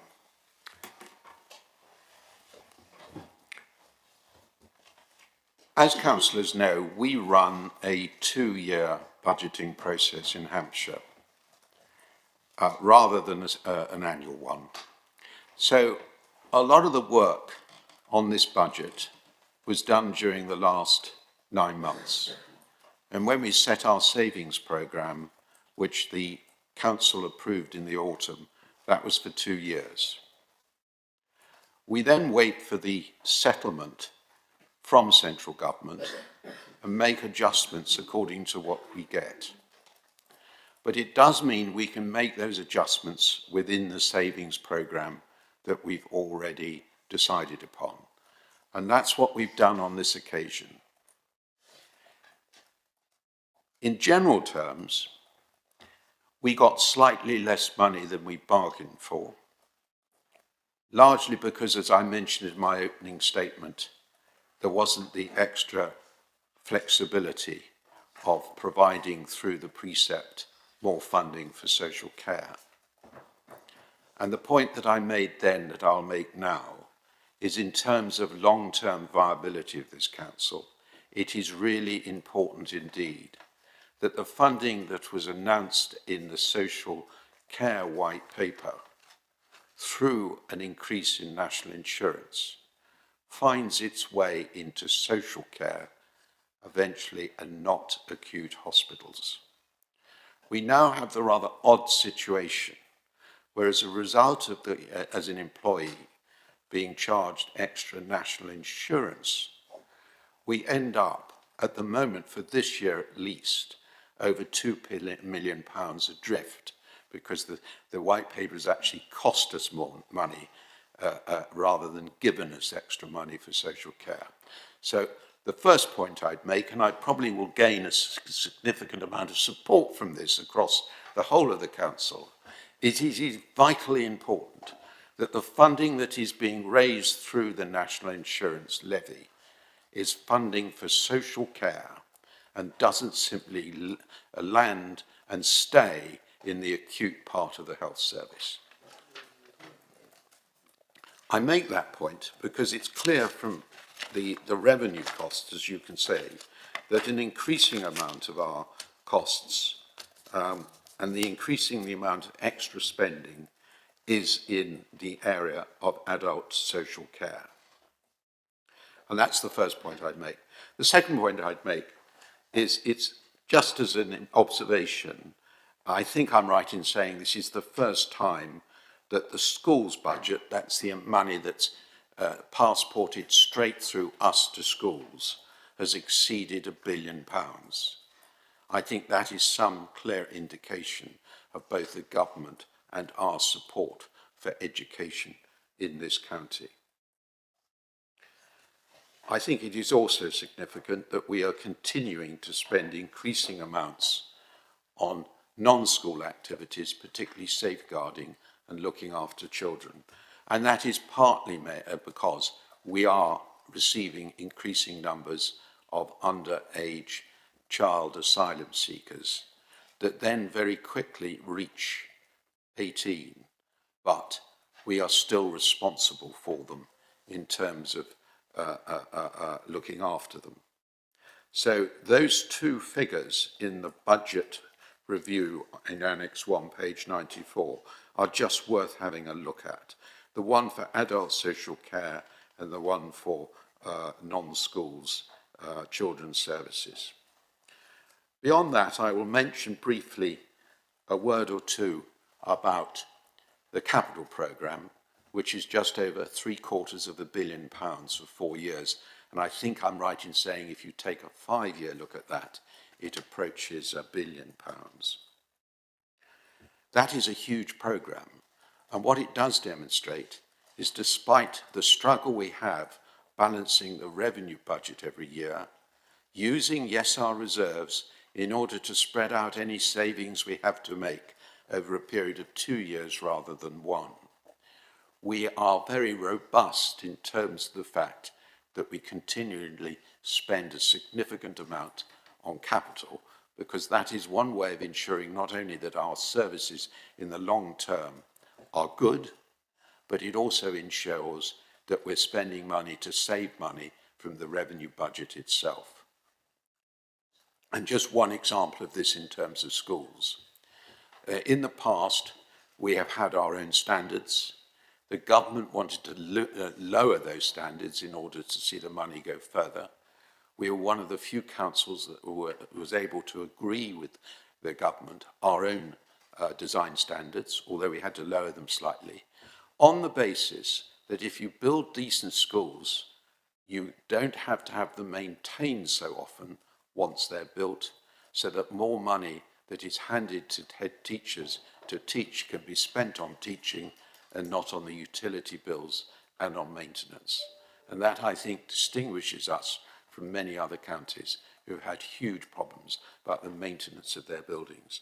Add to which, obviously, we received just under £30 million in grants in terms of improving insulation in schools and other buildings, which again reduces the revenue costs that teachers have in their schools and we have in terms of our own buildings. And I think the final point I'd make about the capital programme is this is an area where we can demonstrate to government, with our districts and boroughs, the amount of money we can put into a common investment fund to show that we want to grow the services in our county, and that provides a very strong lever for support from central government through a county deal. And on that point, the final thing that hasn't been mentioned that was in the county deal, which I think is highly significant, is the encouragement to pension funds to actually invest in their local areas. Now, I've spoken to the chairman of the pension fund about this, and it appears, and I'm certainly, he'll correct me if I'm wrong, that there is potential, provided the investment opportunities meet the criteria of the pension fund board, which they must, of investing up to £500 million in the local area over the coming years. Now, if you add that to our own capital programme, that actually says a great deal about what we're prepared to do ourselves, and as I say, provides us it puts us in a very strong position regarding support from central government. Chairman, that's the end of my opening remarks, but I will now hand over to Councillor Forster with some more of the detail. Councillor Foster. Thank you, Chair, and thank you, Leader. Hampshire County Council sets out a balanced budget which is designed to focus on delivering the best, and as you've heard already, many award-winning services, while coping with the particular challenges such as the increased adult social care costs, the costs of COVID recovery, and inflationary pressures. That's up to 16 or 17% in some areas, such as construction and residential care provision. It's 5.4% general inflation. The budget that's being presented and the figures show good management and further achievement in meeting the savings and efficiency gains we're working to. I'd highlight our 2-year savings plan. We're already ahead of target, which effectively is letting us bank 19 million to be used for the following year to optimise some of the services and savings. We have a prudent approach based upon a sound decision that our members have supported to date and the way that we're working closely with our officers. We know that having built our reserves and not squandered them, as was lobbied by some, we're in a stronger position than pretty much all other councils around. It's interesting that some of the councils that we're now working with quite closely on things like the county deal are now talking about copying our 2-year savings approach, or what they call a twin track approach, instead of constantly reacting on a 1-year cycle. We're getting great engagement on that. We're responsible for the large adult social care budgets and various growing needs of children with special needs and disabilities which we have to look after. That has to be a priority for the council, along with looking after our elderly residents. We get great reports and great feedback on much of the work and much of the new initiatives that the county has delivered. Innovations that we're delivering around new buildings, etc., as Councillor Manns, as our leader, said. The huge capital programme is over 800 million in 4 years, over £1 billion. That is creating jobs locally and boosting the economy, because we do make sure, where we can, that that's spent locally and employs local people. It supports many, many businesses. We're spending £214 million on schools. 109 million of that is on new schools. The rest is on looking after our existing ones. We're investing £30 million in a new materials recycling facility and other upgrades to some of the recycling centres. 136 million in roads and bridges, and £15 million in supporting younger adults. The tax increase that we're capped at by government is 1.99% plus an extra 1% specifically for adult social care. That's 25% lower than we expected, but it's understandable on a national basis why they've done that, but we are financially restricted. It gives us pressures. So we are forecasting over the 3-year term a budget gap, but we're looking to address that, as the leader said, through significant engagement with government, and we're increasing that over the coming year. We do need more flexibility. It's not about raising more money, it's about flexibility in the money that we have and that we can receive. It is worth noting that our tax base is the second lowest in the country. But there's a side impact of that. Any percentage increase, the 1.99 plus 1, actually gives us less pounds spending than many other councils. So, as I'm sure the opposition will point out, we need to lobby harder. We need government to support that. So we're united on that. Can't disagree with it. Sorry if I've stolen your line, Councillor Howes. But it's a common theme.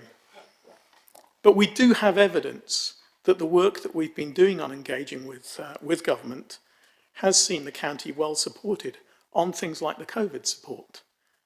The work that we've done has been exemplary, and the way that our prudent management of finances has enabled us to use our reserves to support the COVID work has been fantastic.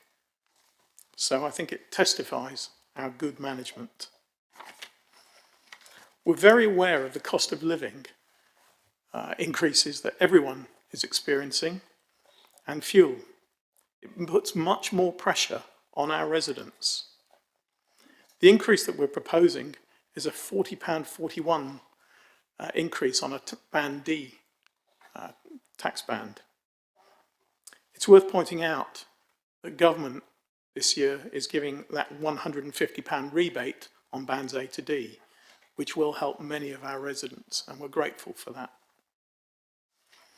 Some highlights I'd like to bring out that I haven't already on the capital side is our strategic land work. £3.8 million this year and £12.7 million investment in our strategic land programme, which is generating an income of £157 million, which includes that £55 million of capital that we've already allocated. Those are good numbers, and we do intend to build upon that going forward and look at new opportunities to both acquire and dispose of land and use that wisely and sustainably. I won't dwell on the capital programme because I think I've already covered that, but I'll highlight just one small expenditure which I think is quite significant, well, relatively small. It's the £300,000 that we're investing in the climate change team.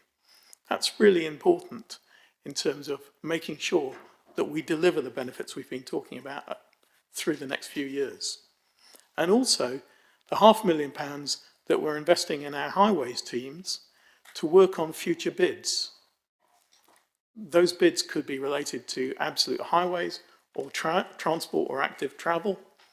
We want to make sure that, like we've done to date, making sure that we're well placed and have that horrible term oven-ready schemes, ready-to-go schemes, that we're well placed to do that, work on the bids and secure those funds from central government, working with central government and with the ELEPs. Our position is reasonable. We continue to deliver a good range of services at high quality, independently audited. As Leader said, we're working with government on future funding and we're optimistic on that. But the pressures are severe and do remain. There's an increased focus on prioritising those things that are really important, the areas that are mandatory.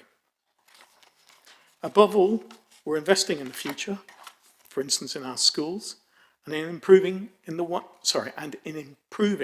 way we do things. We're acting responsibly, we're listening, we're working proactively, and we're engaged with government to serve more residents effectively.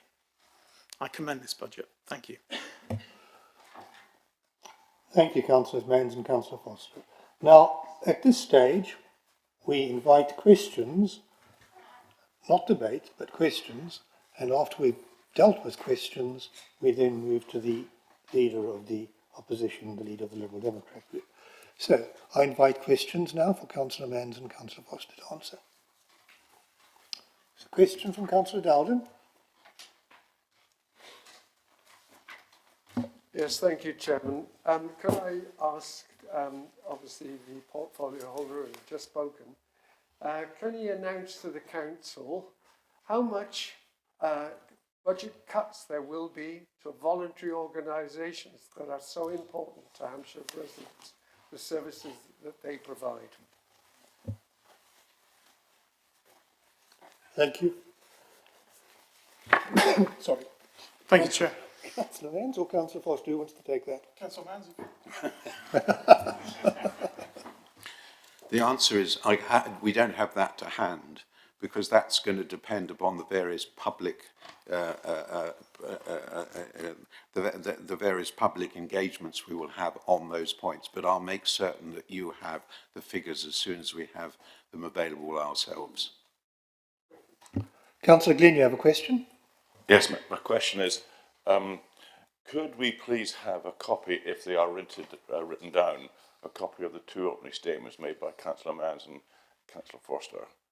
I've got some reporting to do to my parish councils, and it would save me a lot of hassle.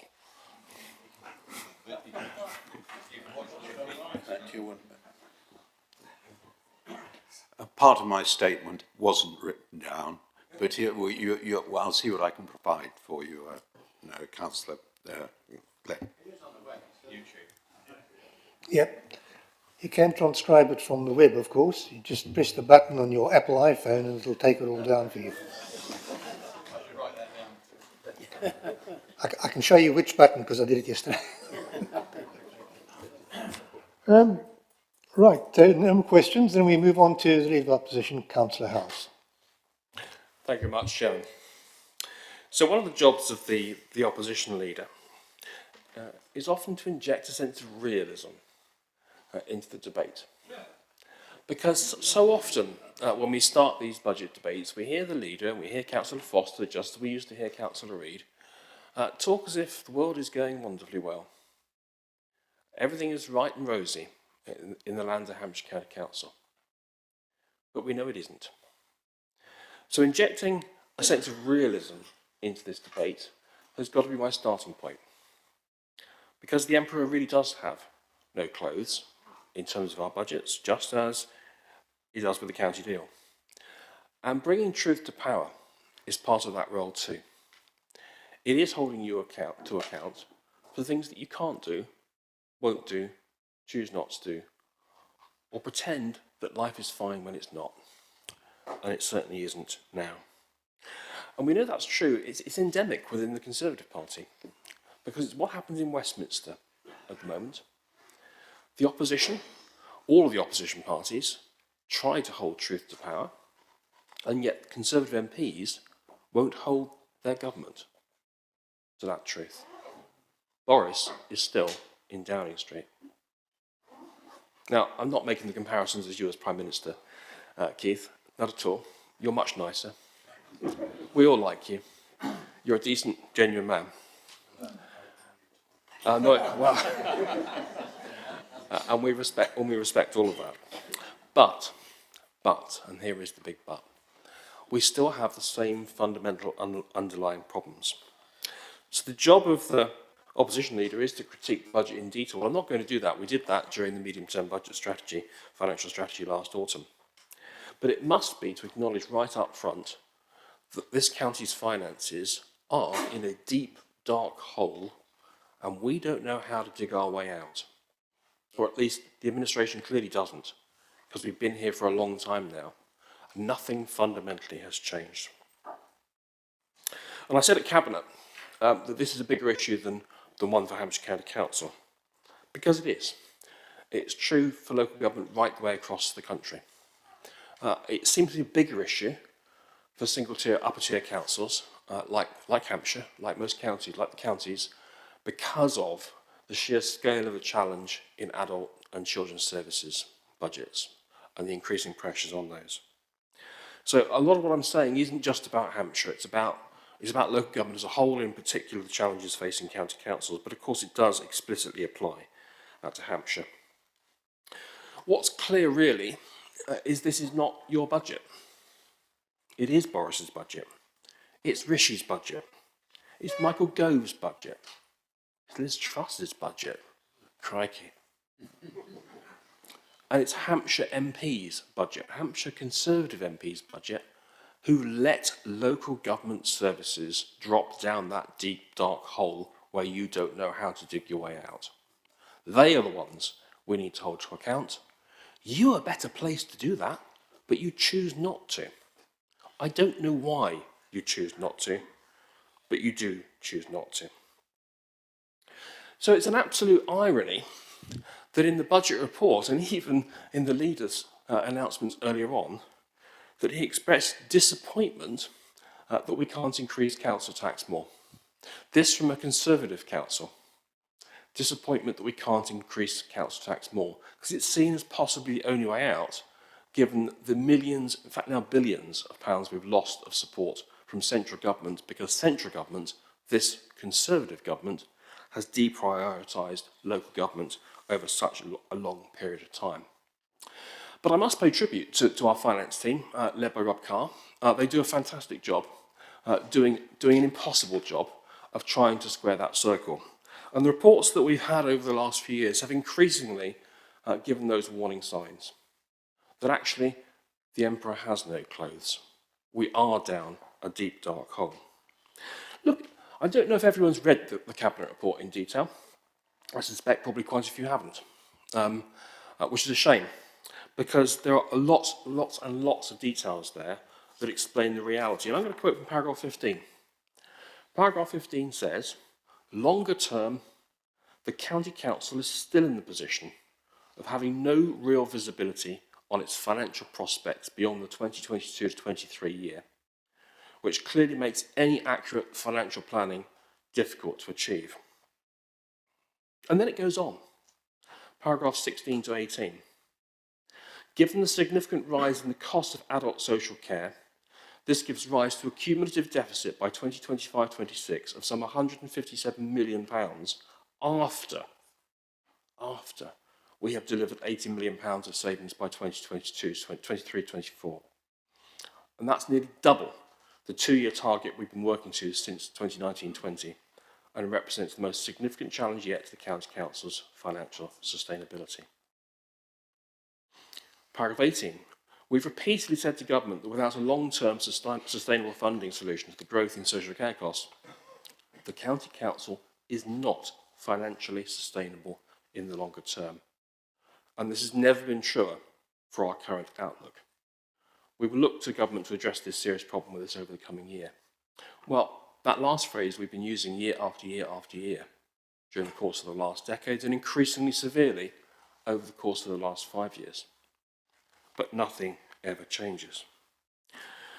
So the unmet budget gap, summarised again at paragraph 138, says that after the current round of £80 million cuts, the budget gap remains of £307 million between 2023 and 2025.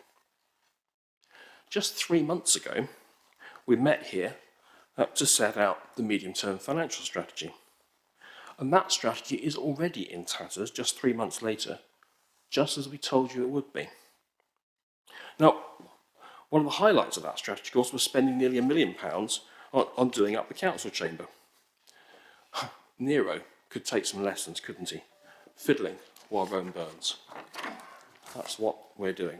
What the numbers say is that within a year, or maybe 2 years, we won't be able to set a legal budget. The leader didn't tell us that this morning. Councillor Foster didn't tell us that this morning. But it's the reality of the budget papers that were agreed by Cabinet. We've already seen failed councils. I got the name of the council wrong at Cabinet, but Northamptonshire's budget failed systematically. Nottingham had some other problems around a company. Other councils that would have failed have been unitarised to solve the problem, so that the failure never happened. But it is now endemic in upper tier councils due to the inexorable pressure of adult and children's social care costs. What this means is that in these following years of cuts, we won't just be talking about closing the odd waste recycling centre or the odd library, but about the wholesale end to our remaining discretionary services, and then some, and then some. And that is the problem we have in front of us. Now, on this side of the council, councillors Collis and Chegwin recall the halcyon days of the 1980s and 1990s. They certainly do look like the golden era of local government now. Councillor Collett mentioned some of those earlier this morning in his tribute to Councillor Chris Curtis. Just think about people. We used to send children regularly on breaks. We had teams of youth workers and youth centres that reached out to many harder to reach children, inspiring them along the way, creating aspiration, and the flip side of that, reducing crime and community safety problems. Now, many newly elected or even recently elected county councillors won't even dream of the concept of a youth service in the way that this council used to run.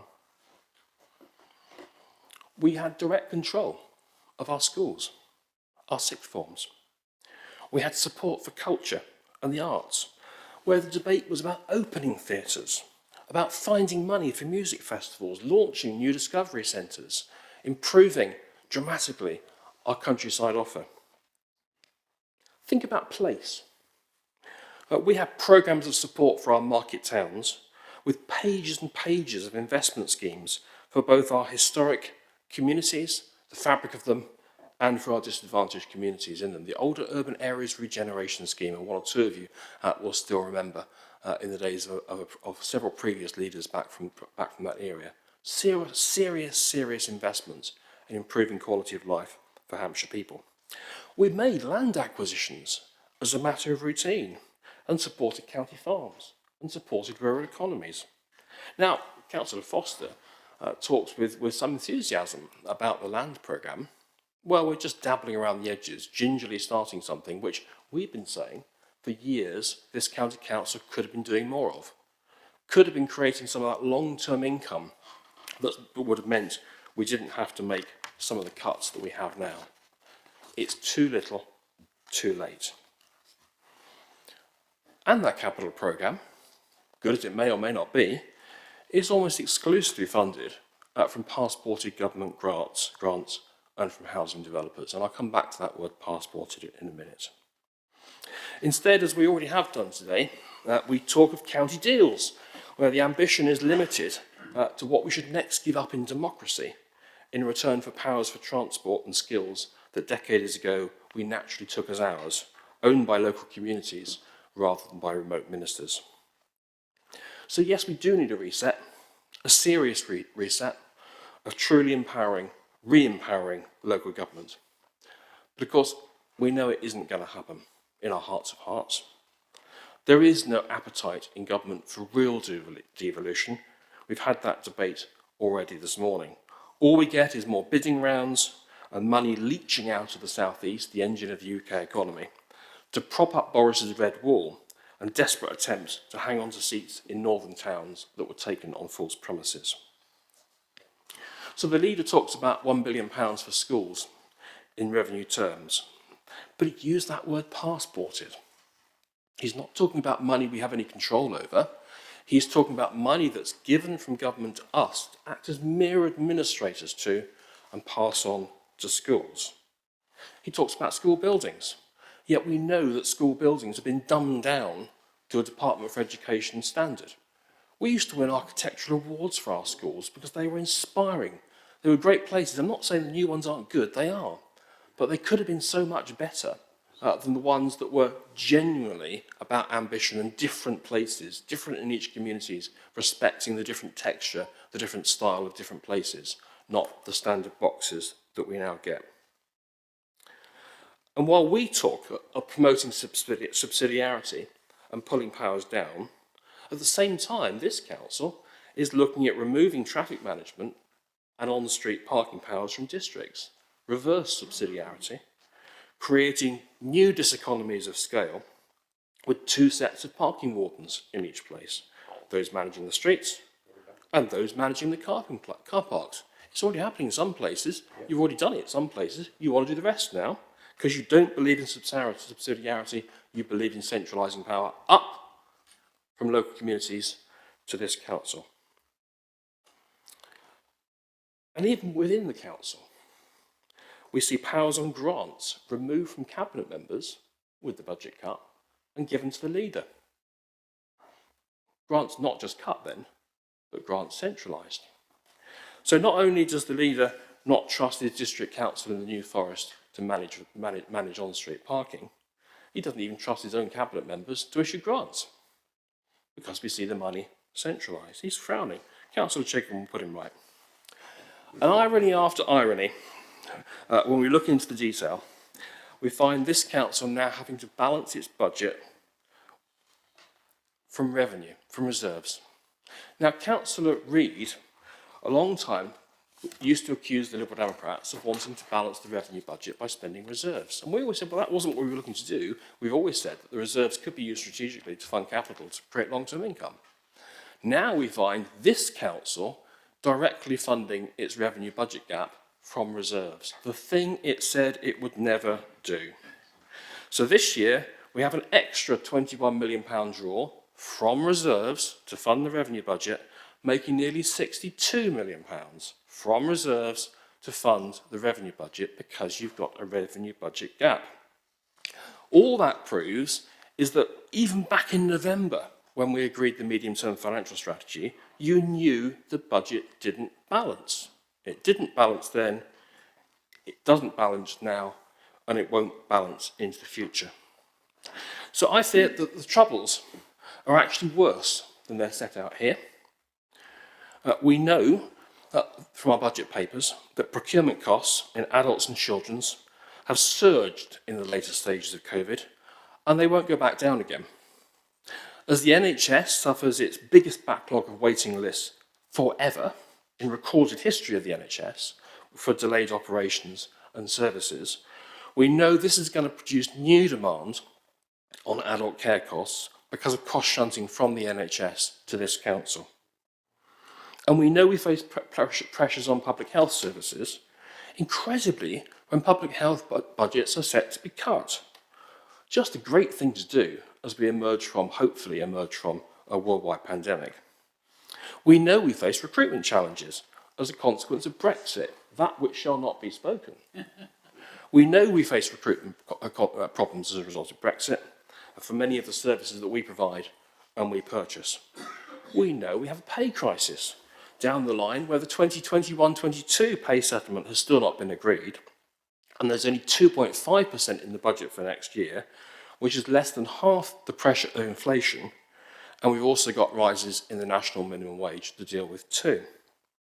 We know that fuel prices are soaring, and we have got no energy strategy here in Hampshire really, and we've failed to invest in renewable energy to isolate ourselves and insulate ourselves in ways that we could have done, and indeed ways that we called on to happen years ago. So not only does this budget not add up, it simply can't add up, and it's going to get worse. What should we expect then, councillors across this council? Well, we should expect a strategy. Every year in the last decade, we have asked Cabinet for a long-term strategy. Every year it has been promised. Every year we were told we will successfully lobby ministers. And we have that again from Councillor Foster. At Cabinet, I almost fell off my chair. I was told how successful we'd been at lobbying ministers and how it would have been so much worse if we hadn't done. Quite incredible. So what do we have? A statement at the end of the Cabinet report that simply says, we will need to rethink our normal 2-year savings cycle in addressing the deficits. Well, too right we will. And that's why, at core, this is not a partisan political issue between us, Chairman. It's the people of Hampshire who will have to pay through reduced and aborted services. It's the young people who will miss out on life chances. It's the elderly and the vulnerable who will have a more stressed and troubled time, often in difficult times of their lives, in times of need. It's places that will be scruffier, with less maintenance and care, and less pride in our community. The graph of doom presented to us is here, it's here, right now. And it's on this council's watch. It's on your watch, Chairman and members, and it's on Hampshire Conservative MP's watch for letting it happen. So we can't support the budget for all these reasons. We've set out our reasons why in detail over the years. We've proffered solutions that have been ignored or come upon, fetched upon, often a decade or close to that, too late. We know this budget is not sustainable. The figures don't add up, they can't add up, and you can't make them add up. The council's budget is in a deep, dark hole, and you don't know how to dig your way out, and that's the problem. Thank you, Councillor House. Do you have an amendment which you wish to put? No. If I just need to point out something legal to the council. You have to agree a budget. If you do not like this budget, you have to agree another budget. We cannot proceed from this meeting without a budget. Therefore, I either need an amendment or I need approval for the budget. There's no amendment coming from the Liberal Democrat group. They are, of course, entitled to vote against the budget, but I must point out that there has to be a budget. I move on now to the leader of the Labour group, Councillor Crawford. Thank you, Chairman. I would say that members will be pleased to hear that I'm not going to spend half an hour rehearsing all the arguments that I think we've already heard in full this morning about the difficulties that we're faced with. I would just like to mention perhaps Councillor Foster did refer to the cost of living crisis, and I think that was good. At least the council is acknowledging that. But his way of saying that it was going to be tackled, as I understood it, was that the government was going to offer a £150 rebate to bands A to D on the council tax. Now, as I understand it, this will be on the council tax bill.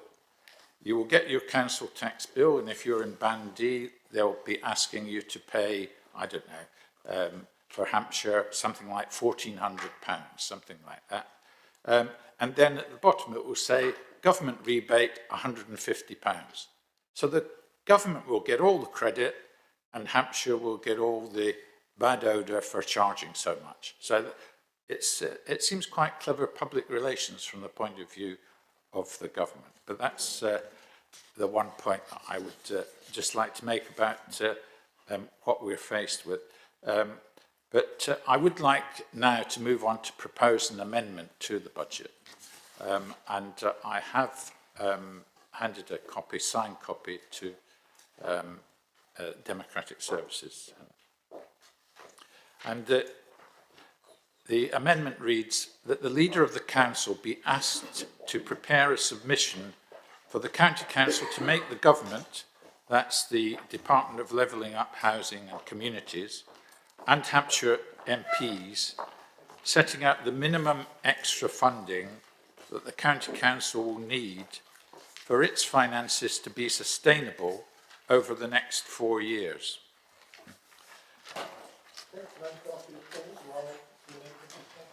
Yes. Sorry, could I ask you to pause while the amendment is handed out, because otherwise we're not listening to what you're saying. Just give them a moment or two and then you can continue. So,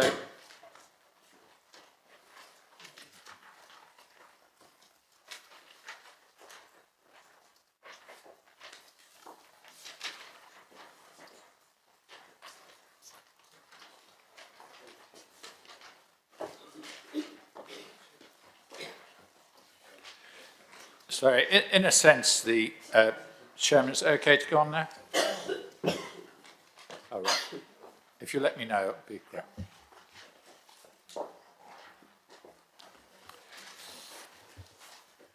I just need you to pause for a moment while members get a chance to read the amendment. Right, okay. And then you can continue. You've got plenty of time, don't worry. I've got half an hour.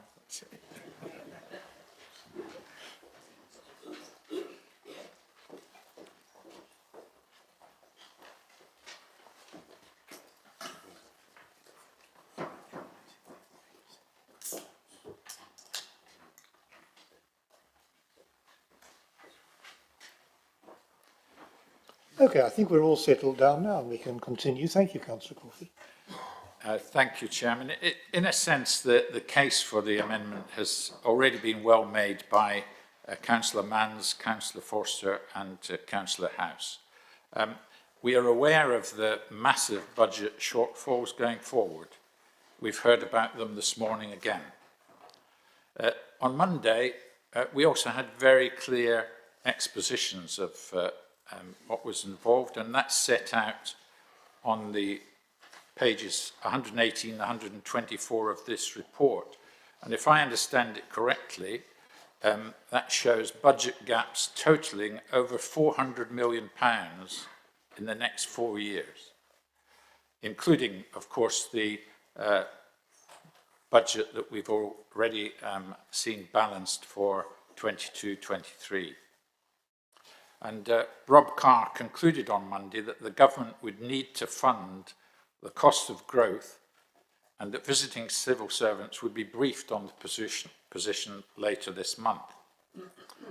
Also, I recall that in the run-up to the Cabinet meeting last week, Councillor Manns said, and I think he repeated this morning, we've repeatedly said to government that without long-term sustainable funding solution to growth in social care costs, the County Council is not financially sustainable in the longer term. So that's the situation that we're faced with. And Councillor Forster did mention that we've had some success in lobbying the government, including meetings with Hampshire MPs and briefings with civil servants. But the purpose of this amendment is to step up the lobbying to match the greater scale of the financial challenges ahead, arising from the rapid change in demands and costs that the County Council faces. As we've heard, there remain great uncertainties over inflation pressures, including the costs of energy, salaries and materials. Appendix 9 sets in the report that we have covers the current trends in adult social care costs. But of course, these remain subject to uncertainty going forward, even today. Even with these budget gaps of over £400 million foreseen in 4 years, these may be underestimates in the light of further evidence about adult social care costs and future projections, as we've heard about the costs of children's social care and highways.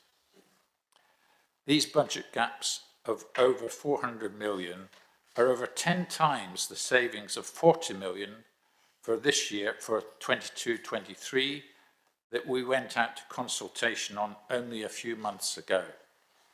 So it shows how quickly this sudden change in prospects has come upon us. But even as we consider this report, the financial backdrop is worsening. Yesterday, the Office for National Statistics reported the Consumer Prices Index had risen to 5.5% last month, the highest level for 30 years, and is forecast to reach 7.5% in April. Also yesterday, the ONS reported the Retail Prices Index rose to 7.8%. These are massive increases in inflation rates. They're way above the wage increases that are budgeted for by this council and also by contractors and indeed most employers at the moment.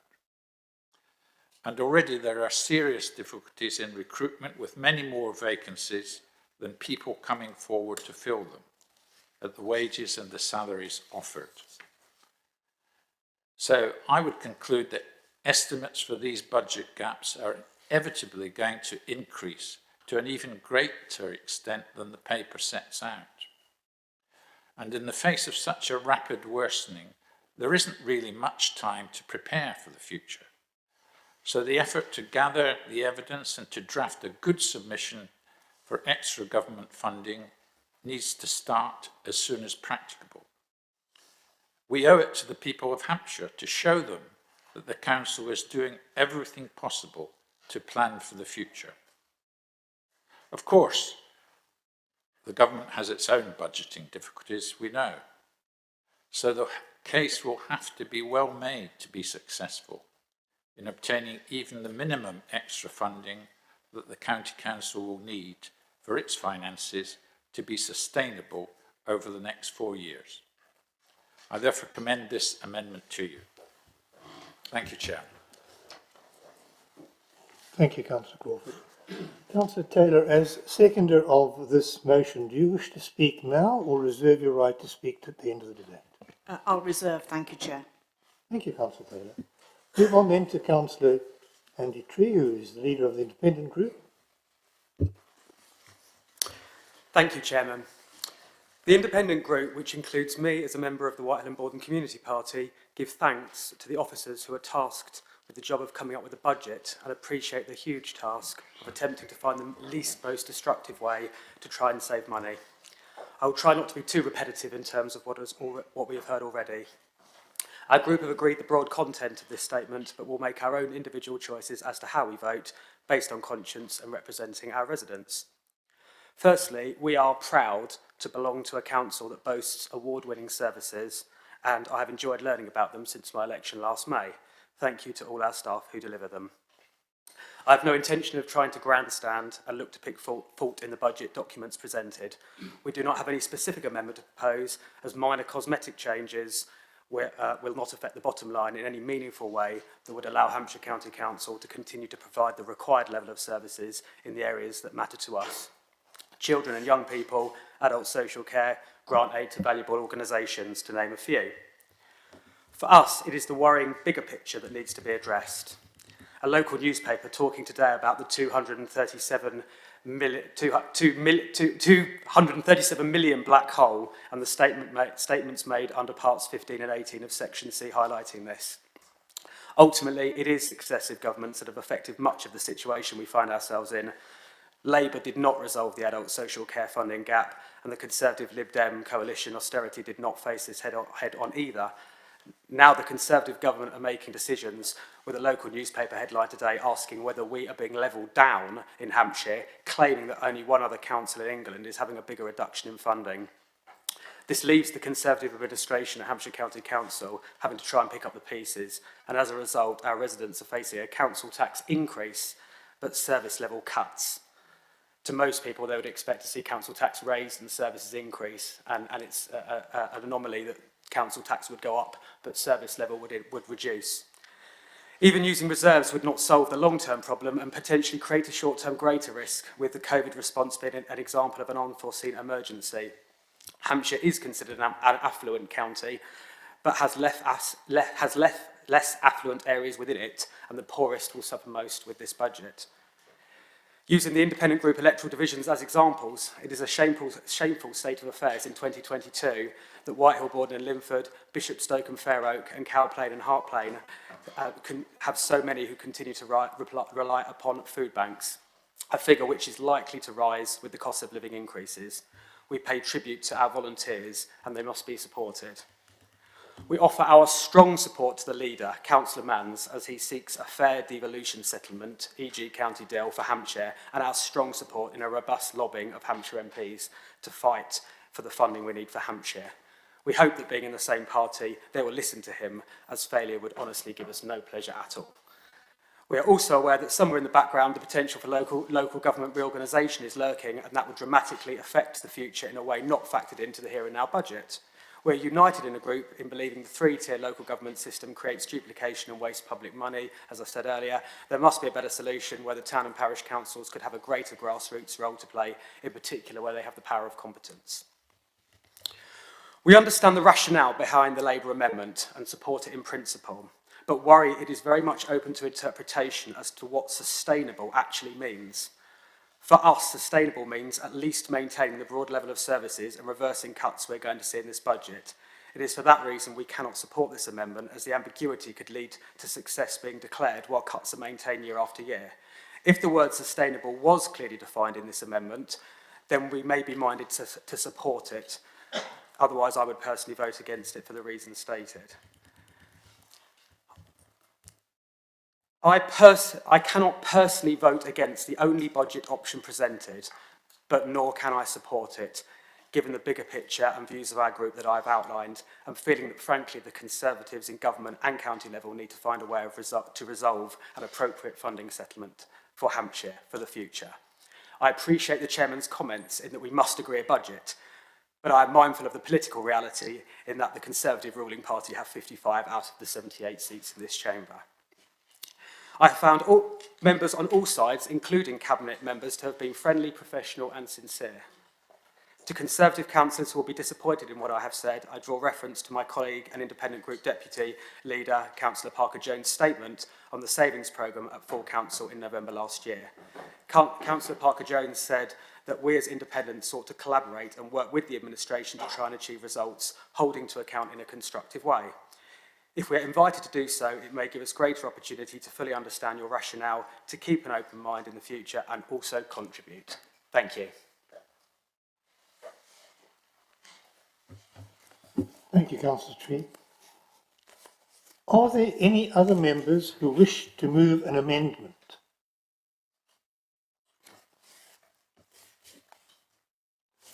Good, then we open the floor now for general debate, each speaker being permitted 4 minutes. Please indicate. Thank you. Councillor Kempke.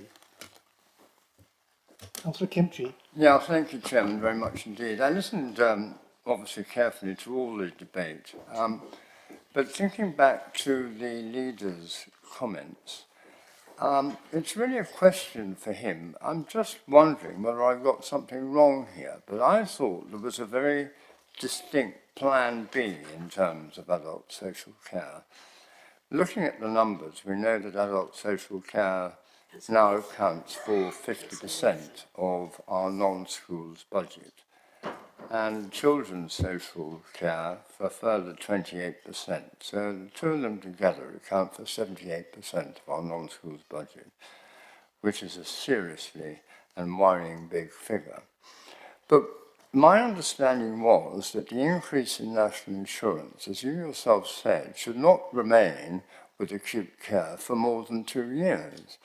And subsequently, my understanding is that that increase, very substantial number of billions, will be going to relieve adult social care pressures in the relevant authorities. Now, have I got that right or wrong?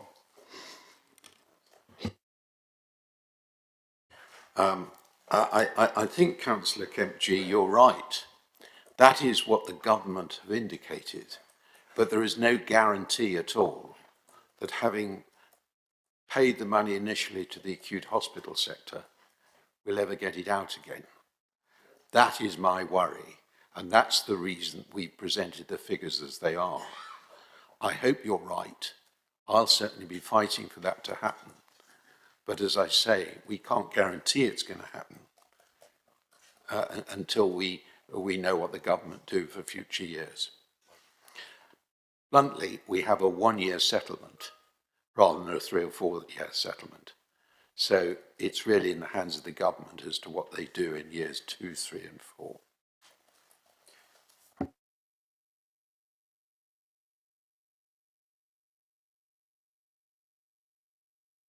The Chairman's just asked if I'm going to accept the amendment. I'm not going to accept the amendment simply because, as far as I can see, we've already done virtually what the amendment says. Both officials, we've met with officials as recently as I think I'm right in saying a few days ago from the Department of Levelling Up to make the precise points that he makes in his amendment. And I don't think it adds anything at all. And I do rather agree with Councillor Tree that the definition of sustainability needs to be much, much more precise for it to mean anything. Thank you. The reason I asked that question is because actually we have to debate the amendment before we debate the substantive motion, but we're going to debate both together now because of what the leader has just said. So I hope that's clear to everyone. Councillor Porter. Thank you. I'll remain seated this time. That's okay. On page 102, as the leader has just said, it states that longer term the County Council is still in the position of having no real visibility of its financial prospects beyond the 22-23 year. And this is probably typical as well of many of the people who will be paying the council tax this year. They will be looking to go into their own reserves, their own savings, in order to prop up their cost of living. In paragraph 18, it says, we'll look to government to address the position in the coming year. That's the same thing that we've been saying for the last 3 years. And we know that in our conversations about levelling up, we've talked about how the government is holding on to that money that should actually be coming through to local authorities. An example is the youth work government money, which is quite large, but it's tied up in the National Citizenship Service and in some other works that are talking about youth centres, but will actually, again, as Councillor Crawford made the point, the local authority won't get the glory for those, the government will. You've said today the white paper has cost us money with national insurance rather than provides money at Hampshire County Council for social care.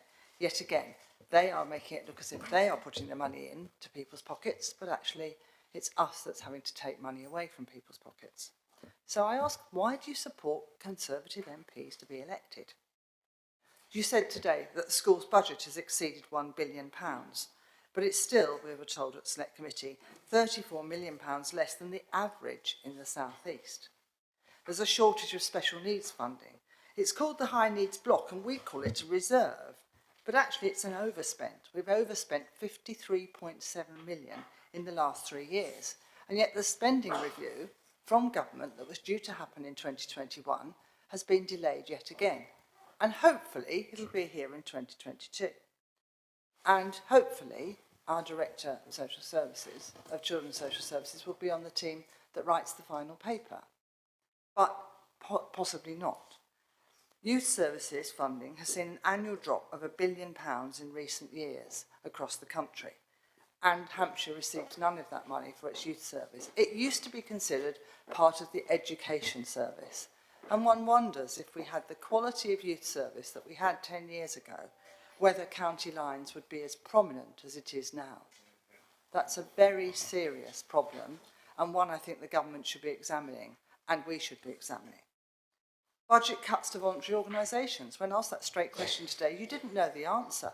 And yet we know that voluntary organisations have absolutely run a huge amount of the pandemic support.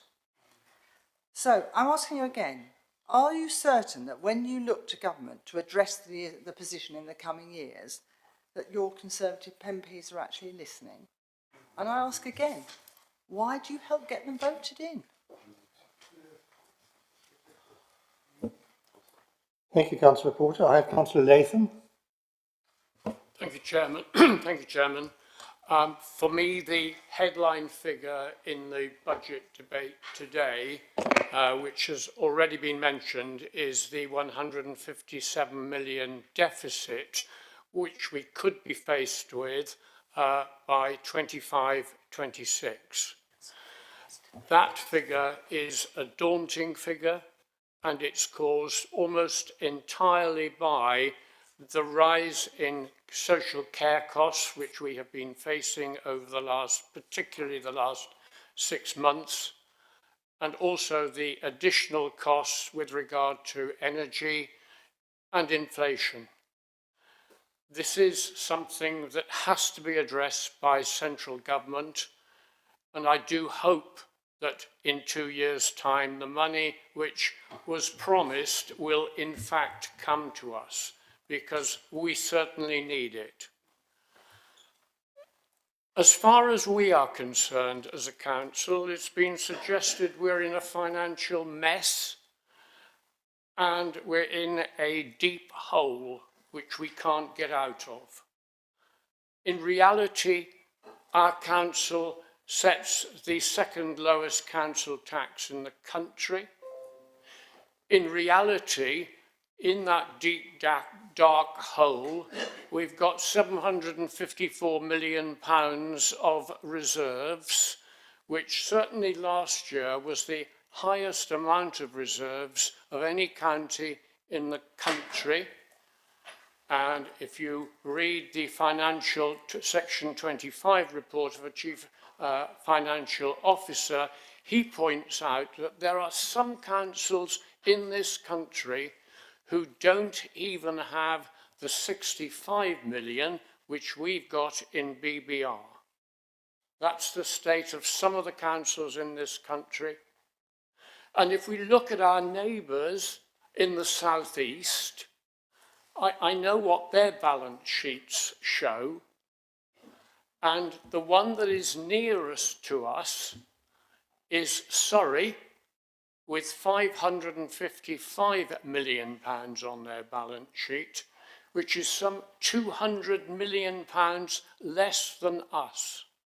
So if we're in a hole, if our finances are in a mess, I dread to think what the other councils are facing today.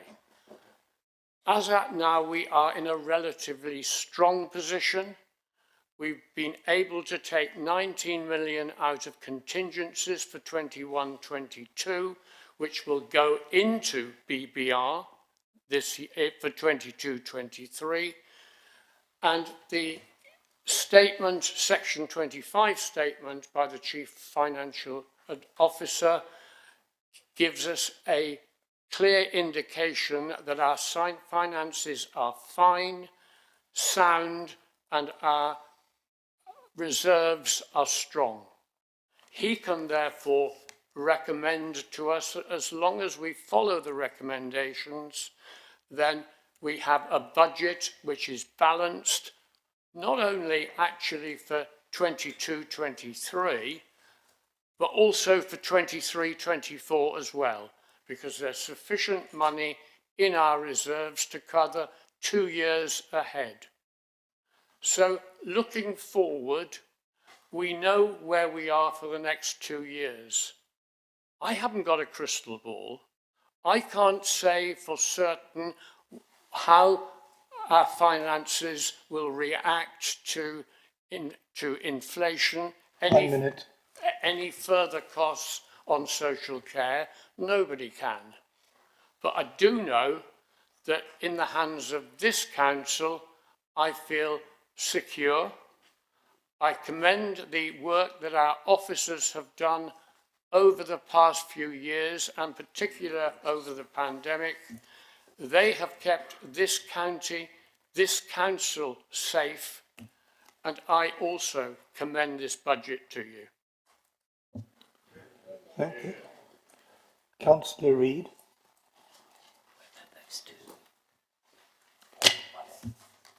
It took me a bit by surprise there, Councillor Kendall, because I'd only just passed my note along. One question that no councillor has asked today, and it's an unanswerable one, but if we went to our officers, children's services, adult social care, public health, and asked them, how many lives did you save this year through the services that Hampshire provides? They'd smile at us and say, well, we don't know for certain, but we did. And underlying this budget, and every budget that I've taken part in, even in these difficult times, is the fact that those services that we provide that save people's lives have got to be top priority. And that means we're having to rebalance the budget year after year after year to say that we're going to put more into adult social care and children's services and public health, and it's going to create pressures elsewhere, but we've got to do it. And interestingly, and I said this back in November when we discussed the budget then, you know, we save lives and get measured on potholes. And in this debate, nobody has talked yet about saving lives. They've all talked about the other things that we do, the areas of pressure. But that is the reality of the debate that we are having today. And that is the priority that must underpin everything we do. And it is. So Councillor House started off the debate from the opposition point of view, talking about wanting to inject a sense of realism into the debate, and then immediately went on to talk about the Hans Christian Andersen story, The Emperor's New Clothes, which I found an interesting juxtaposition and not entirely logical, but that was the way in which he wanted to present the debate. And then the core of what Councillor House said was actually to read back to us some of the key paragraphs of the officer's report, paragraphs 15 through 18. And of course, I agreed with everything he said on that, because that is just replaying to this debate what we have already said is the situation. And to be fair to Councillor House, I do find that when he agrees with us, he tends to be right.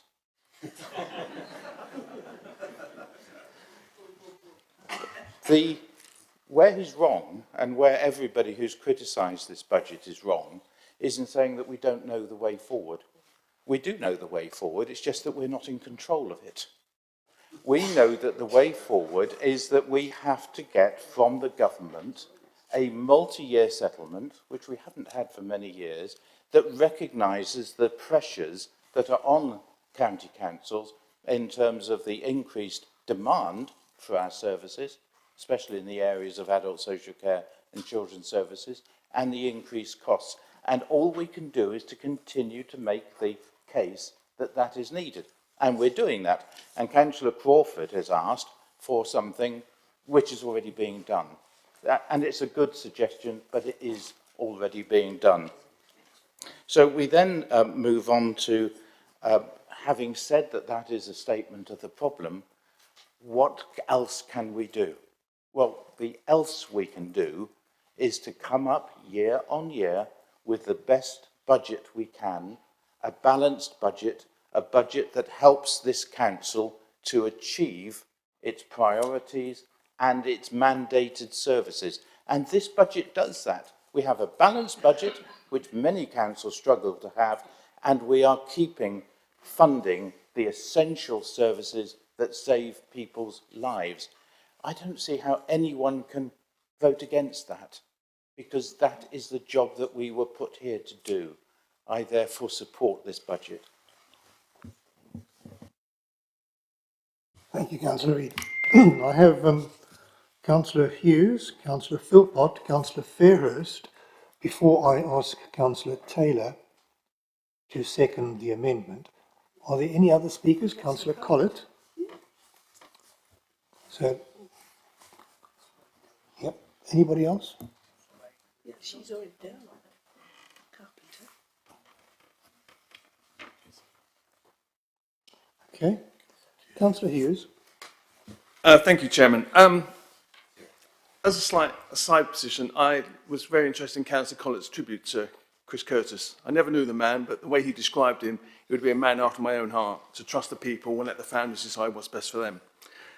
And it plays very nicely into the speech that the Leader of the Opposition gave in terms of he remembers the halcyon days back in the 80s and 90s when we had all these funds to be able to spend the money and deliver all these services everybody wants. The bit that's missing is between 1997 and 2004, council tax in Hampshire was raised 65%. That's the big difference between what we were doing back then and what we're doing today. Raising council tax arbitrarily with no breaks by central government. He then talks about the fuel crisis that is dangerous in this country at the moment. I don't dispute that. We rely on imported fossil fuels from outside of our country. We have an energy policy that says we can't frack. We're driving down the road of net zero and the energy costs go up. Not helped, of course, by the Energy Secretary in the coalition, certain Mr. Ed Davey, who, when he wasn't taking donations from Chinese spies, decided to introduce the green levies, which adds about 9% to our energy bills.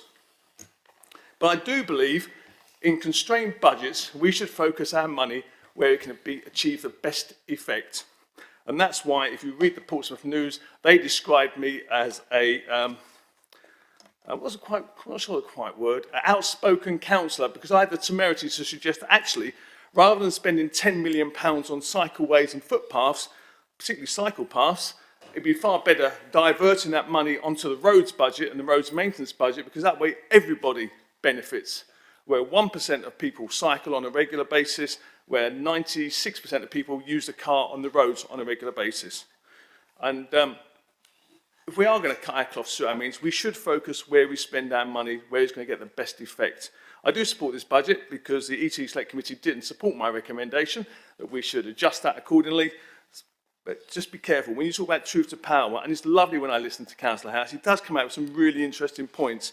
He sounds sometimes like Private Fraser in Dad's Army. We're doomed, we're doomed. But he never comes up with solutions of, well, this is the problem, but I'm not going to tell you how to deal with it. And this is a common theme of this particular debate. So I do support the budget.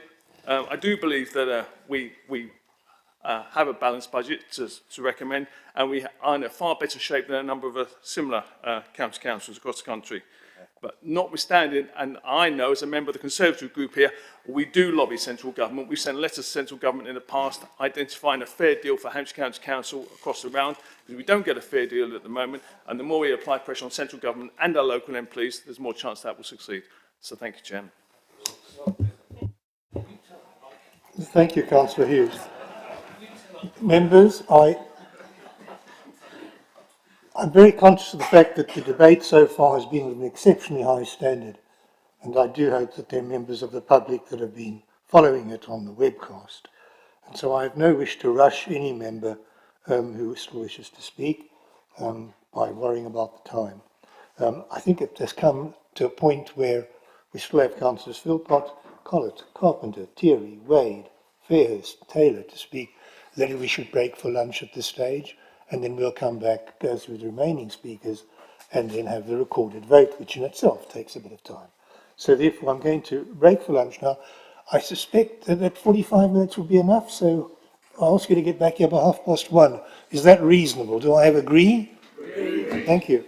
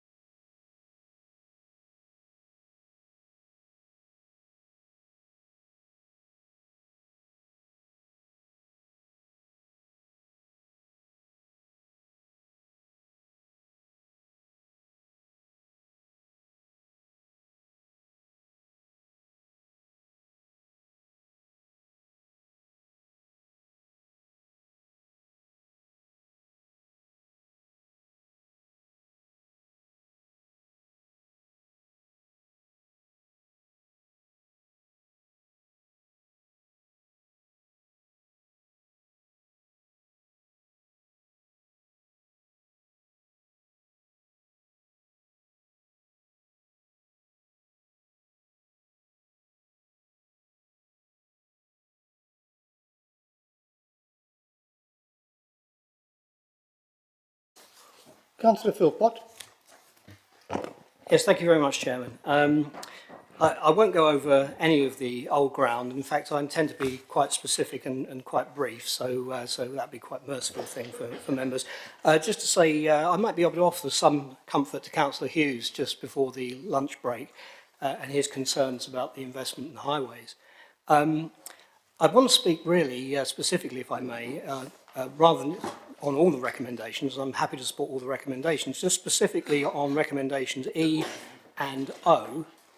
The report explains that the proposals to draw an additional 21.5 million from the BBR to balance the 2022-23 budget. However, it's also proposed to release £19.5 million of risk contingencies. Of this, £19 million can be transferred to the BBR to offset the additional draw. The proposal in recommendation E is to use £500,000, a relatively modest amount, of the 19.5 million to fund highway project development. With future government funding tied to levelling up and to other priority schemes, it seems a very sensible idea to me to allocate a relatively modest sum of £500,000 to enable us to maximise these opportunities, given the success that the County Council's had in attracting funds by bidding for large amounts. I'd also like to support, if I may, recommendation O, which is to ensure the delivery of the Stubbington bypass, which is in my neck of the woods, but not necessarily in my division.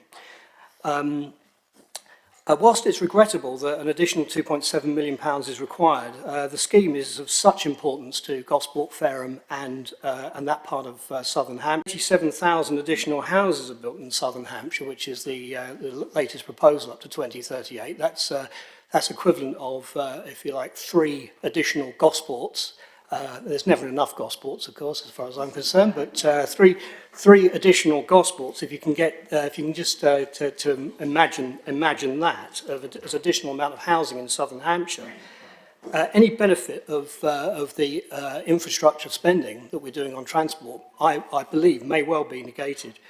The Stubbington bypass is very welcome, but I am concerned, Mr. Chairman, that I'm afraid we may need, in due course, a plan B. Thank you. Councillor Collett. Thank you, Chairman. We're so fortunate that we have officers of the quality that we do. People who serve Hampshire brilliantly, whatever situation they're presented with. So I'd like to start by thanking them and appreciating all that they do, particularly today, of course, all those who deal with our budgeting and financial management. It's much appreciated. What a shame, therefore, that so much of their time and energy is having to be devoted to minimising the damage being done to Hampshire people and their services by the never-ending budget crisis. What started 12 years ago as a short-term measure to deal with the aftermath of the 2008 global financial crisis has become a permanent way of life, with our services being garroted tighter and tighter as each year goes by. We hear cries of, "Where's your budget amendment?" But there's little point in trying to rearrange the chairs on the deck of the Titanic when it's clear that we are sinking and sinking faster than ever. Yet the cries we don't hear are any serious attempt to persuade the government that levelling down Hampshire has got to stop. The prospect of some sort of county deal is dangled before us to distract us from the real crisis that our constituents face. The odd carrot here or tasty sweetie there, providing we go along with the concentration of more and more power into fewer and fewer hands. It's a clever distraction, and Hampshire is falling for it. No. The real issue here is what Hampshire MPs are not doing to halt this destruction. It's all very well being told that 4 or 5 of them, out of how many, 14, could be bothered to turn up for tea and biscuits with the leader to discuss this. Maybe a few more have turned up at other cosy chats. But the one thing that is patently clear to all is that these cosy chats are having absolutely no positive impact whatsoever. We had the usual excellent briefing from the County Treasurer on the day of the announcement of the Provisional Local Government Finance Settlement. This set out a lot of useful information, but the statistic that jumped out at me was that Hampshire has been given an increase in core spending power, which is 1.2% less than the average for Shire counties. So, our position is worsening faster than other counties. What are our MPs doing? Have they even been listening? We've got to get used to the fact that we will need to go on cutting into our budget. So we've got used to the fact that we'll need to go on cutting into our budget by a further 40 million each year. But now we find that an additional 157 million, it's all there on page 124, will need to be saved over the next 3 years. Don't you think it's time you treated this as an emergency? Our officers are providing you with the facts. They're giving you the bullets. Now it's time to fire those bullets and hold the government and Hampshire MPs in particular to account for the damage they're willfully doing. If your party loyalty stands in the way of doing what you should for our residents, then it's time you left the stage and let others take up the mantle of saving Hampshire's vital services while there is still something left to save. Thank you, Chair. Councillor Carpenter. Thank you, Chairman.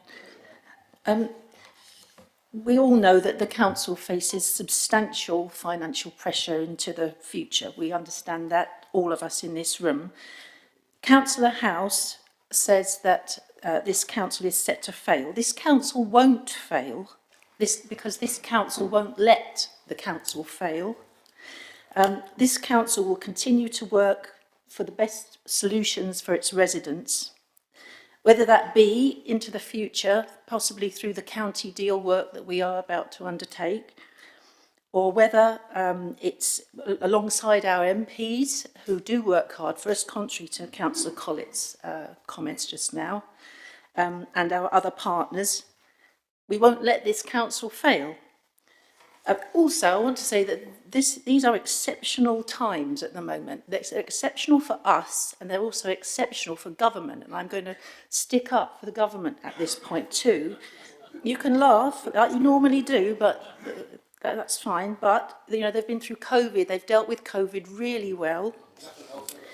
We've got the best vaccination programme.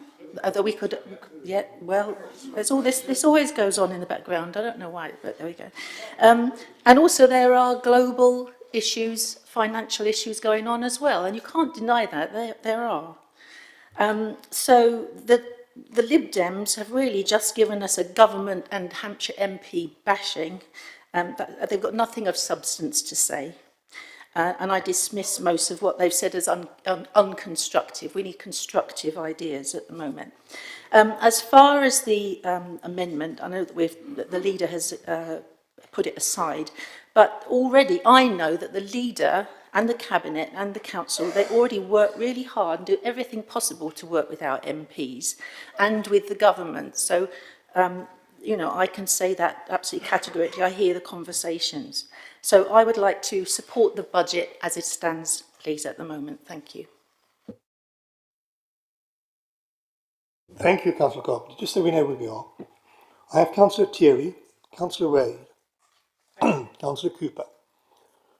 Then Councillor Fairhurst, Councillor Taylor, and then Councillor Foster, and then Councillor Manns. Now, do I have anybody else who wants to come in ahead of any of those? No? Okay. Then that's the order we're going through. So, Councillor Thierry. Thank you very much indeed.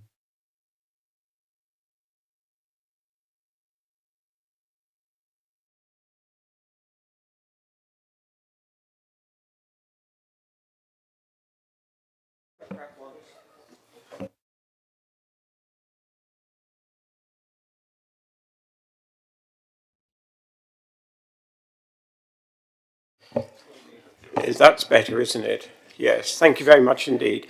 I'm not as attractive as Councillor Stallard, who should be sitting here, but we will continue. I've listened to a number of budget speeches and listened carefully to Councillor Howes as he has laboured forth with his response. I have some admiration for Councillor Howes in the sense that he comes across as somebody who is a soothsayer. And I always admire people who are so wise as to know everything that's going on, that got the answers to every single situation. But what I found with Councillor Howes over the years is he's negative. He's depressing. And this is the message that comes forward, that there is nothing positive at all in what he has to say. So in fact, the only phrase he didn't use that I thought he might have done was, "The end of the world is nigh." Because it's a speech that I've heard before. It didn't really have anything new in it. He could have repeated last year's speech and the year before, and possibly the year before that. And had I been here slightly longer, I'd probably remember a similar speech that he has previously given. I do not believe that the people of Hampshire want a negative, depressing response. And so I was heartened by the response of Councillor Latham, who put a complete balance on this particular budget debate. It's so easy to be negative. It's so easy to lack in positivity. And that is what we have had. And I'm so sorry that that is the case, that we have repeatedly, year after year, from the Liberal Democrats. In all the time that I've listened, I have yet to hear from them one budget proposal that we could adopt into our budget. It's easy to criticize. It's easy to find fault. It's a different matter when you have to do the job and you have to balance the book. So I'm sorry, Chairman, to be so critical of our Liberal Democrats colleagues, but perhaps it needs to be said. And I'm very happy to support this particular budget. Thank you. Thank you, although part of me thinks that you've made their point for them, because they've been saying this over and over again, haven't they? Councillor Wade. Thank you, Chairman. Every year we come to this, and it's a bit like Groundhog Day. The officers, who I agree with Councillor Collett's perspective, excellent officers, we're very lucky to have them, gives a reality check to finances. Then the Conservatives, epitomised by the last speaker, we see it very well, talk how well we're doing, how it's all fantastic, we live in a blue sky world, nothing to worry about, it's all the government's fault, but we're going to talk to them. We're going to get them to sort it out. Well, this has been going on for how long? It's not working. The government's main focus is supporting the red wall communities because they want to keep them politically. Both the leader and the report say our financial position is not sustainable. I agree with that. I'm sure you agree with that. So far, I'm going to quote what it says here. This is one line from the report, forgive me for not being original.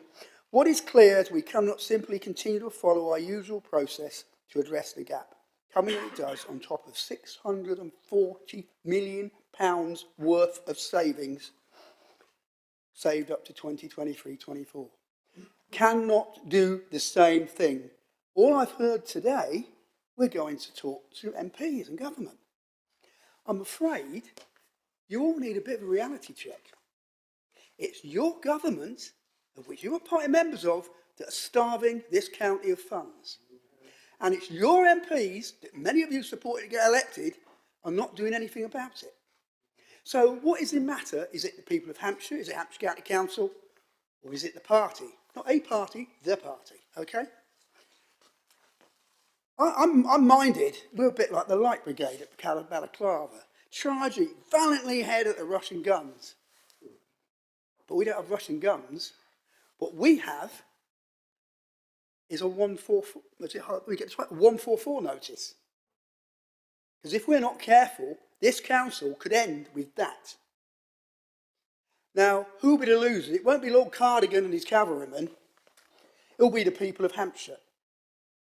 Okay? The vulnerable, the elderly, the young, the people we should be supporting. And I'm speaking up for them because they're not here to talk to you. They're not here to say, get to that government, make them give us the money. But I suppose that's gone against the party plan, isn't it? Small government. I'm sorry about that. But if you want to stand up for Hampshire and the people that elected you and the people that need us, you have to stand up to your own government. Having a cup of tea and a few bickies with the odd MP isn't going to pull it, I'm afraid. We have a dysfunctional government in Westminster, and if we don't do something about it, this county will fail. And final comment, we've only got well so far because of the excellence of officers. And to quote another bit from history, it's lions led by lambs. I do not support this budget because it doesn't give a sustainable future for the people of Hampshire. Thank you. Councillor Cooper. Thank you, Mr. Chairman. I joined this council in 2017.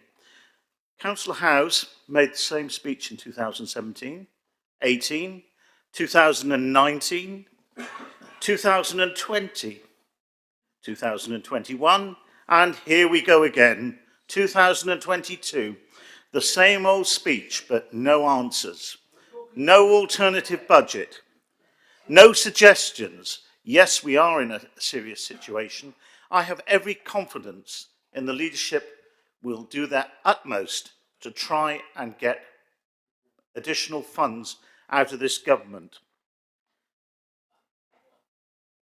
Nothing has changed. Yes, it has changed, Councillor House. We are trying our hardest to get extra funding. If we look at Councillor House's own Eastleigh, a recent quote in the newspapers, led by spineless cowards. Is this true? Well, I think we must leave this to our own judgment to decide. I will be supporting this budget. There is no alternative. It is a good, solid budget. Right, I just have to pause for a moment because somebody else has indicated they want to speak before I can go through the sequence. Would you like to speak now? Thank you, Chairman. Next Thursday, as leader of the small but perfectly formed Conservative group on Eastleigh Borough Council, I and Councillor Parker-Jones, who is the leader of the slightly larger independent group on Eastleigh Borough Council, will have the privilege of replying to Councillor House's budget presentation at Eastleigh Borough Council. All I would say is that I'm sure Councillor Parker-Jones will join me in agreeing that we've been taking notes on how to be as unconstructive as we possibly can. One interesting thing about Eastleigh is that even the Chief Executive was quoted a while ago as expressing his concerns about the levels of debt that Eastleigh has. So I think if we're talking about a council that's looking perhaps a little bit rocky, we probably need to look no closer to home than good old Eastleigh. So I shall certainly be supporting this budget. Thank you, Councillor. We have got a bit of a problem for the minutes. You're coming up as Councillor Broomfield, but you're sitting in Councillor Dunning's position. Which are you?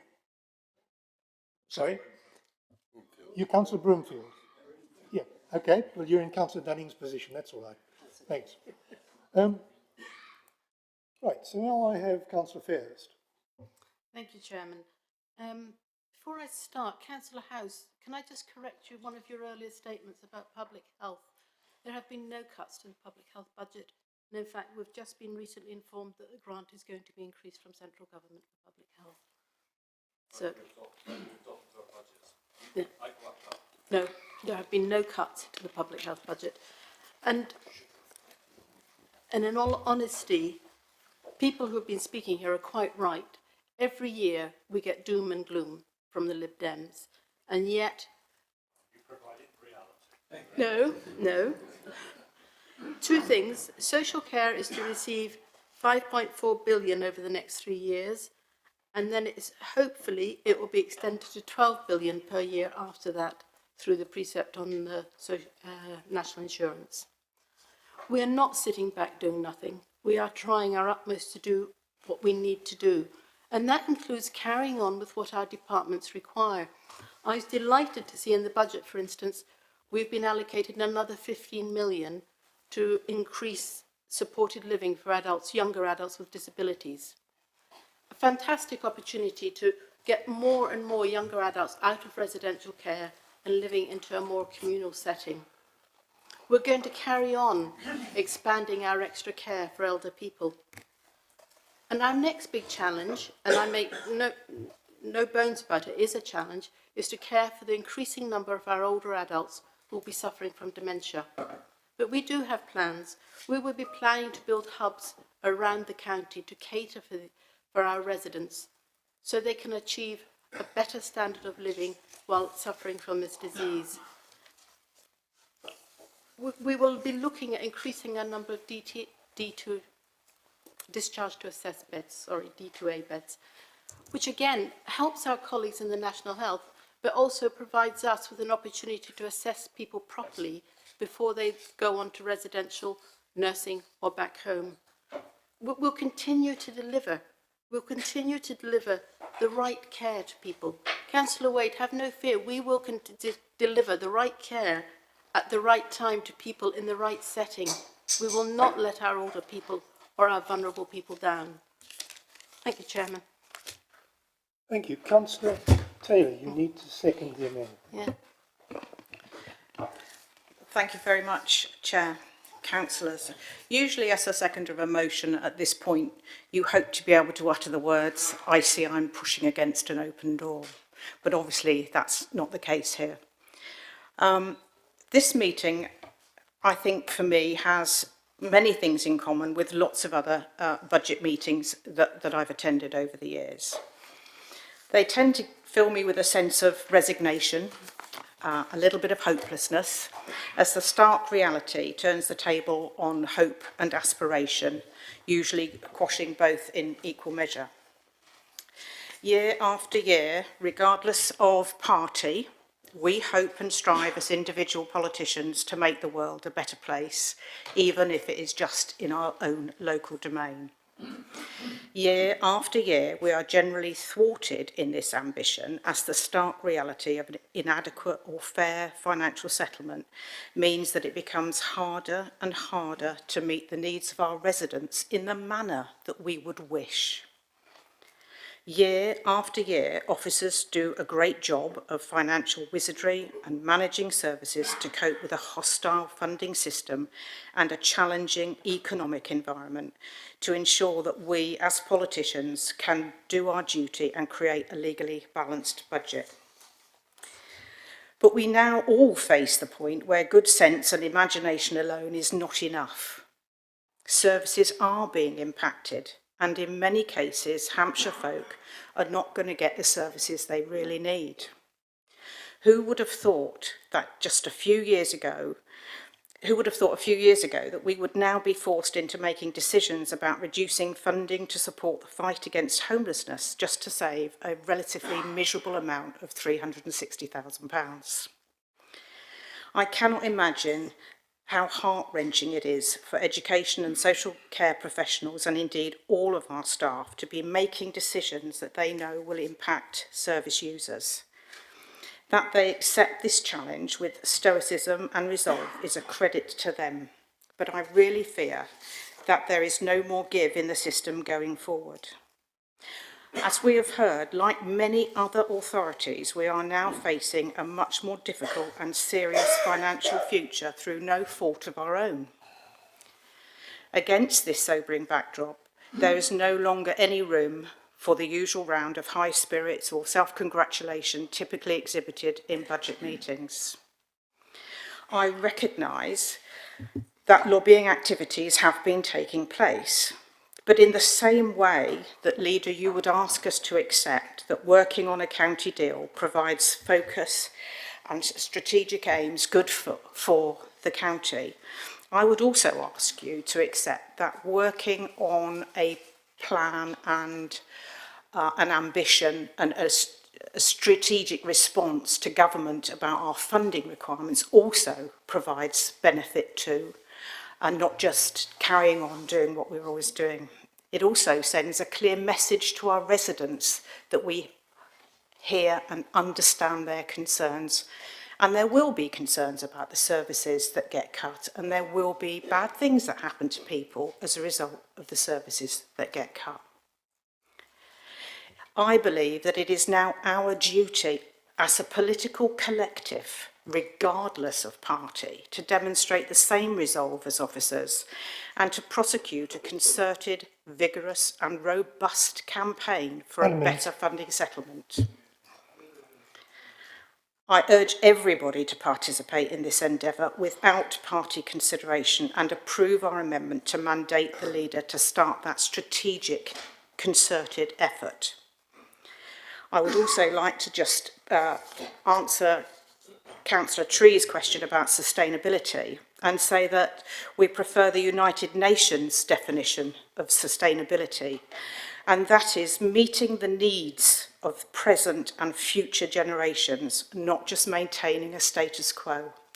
I recommend this motion to you. Thank you. Thank you. So then Councillor Foster and Councillor Manns to wind up the debate. Councillor Foster first. Thank you, Chair. First of all, I'd say I can't support the amendment as it adds nothing. The subjectivity element is key on that. It's not new. It actually disrespects the current actions that the council is undertaking. And we should be doing more and we are doing more. It's naive. You don't have one meeting and get a result. The work that the county is doing is getting results. And I think that's evidenced in the fact that the repetition that we're seeing from the opposition in particular about doom and gloom isn't realised because of the good management and good leadership that this council has. So, as Councillor Cooper said, for the last 5 years, some have been forecasting doom and gloom imminently, and the council has actually steered a steady course. Not rearranged deck chairs on the Titanic.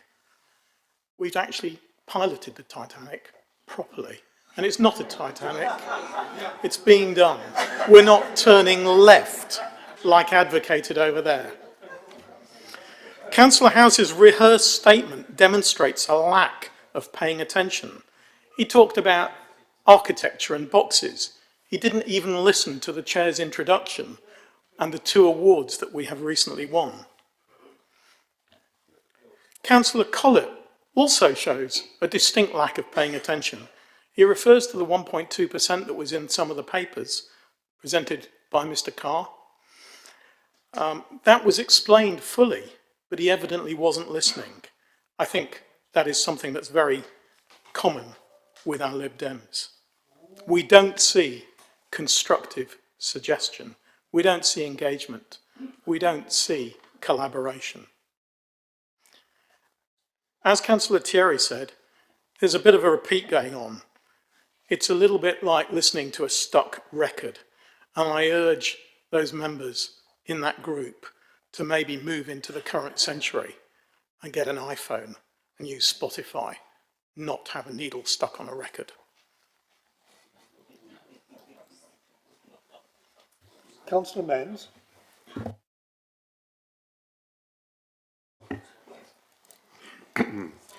Chairman, councillors, I hope you'll respect the fact that I think we've had 17 speakers. I will try to answer at least some of what individuals have said. And I would just like to start by just repeating what Councillor Fairhurst said about, despite the difficult economic situations, we are actually getting extra support for specific areas that she mentioned. I think that's worth making the point. I think also we need to bear in mind that this budget is being produced in the shadow of COVID.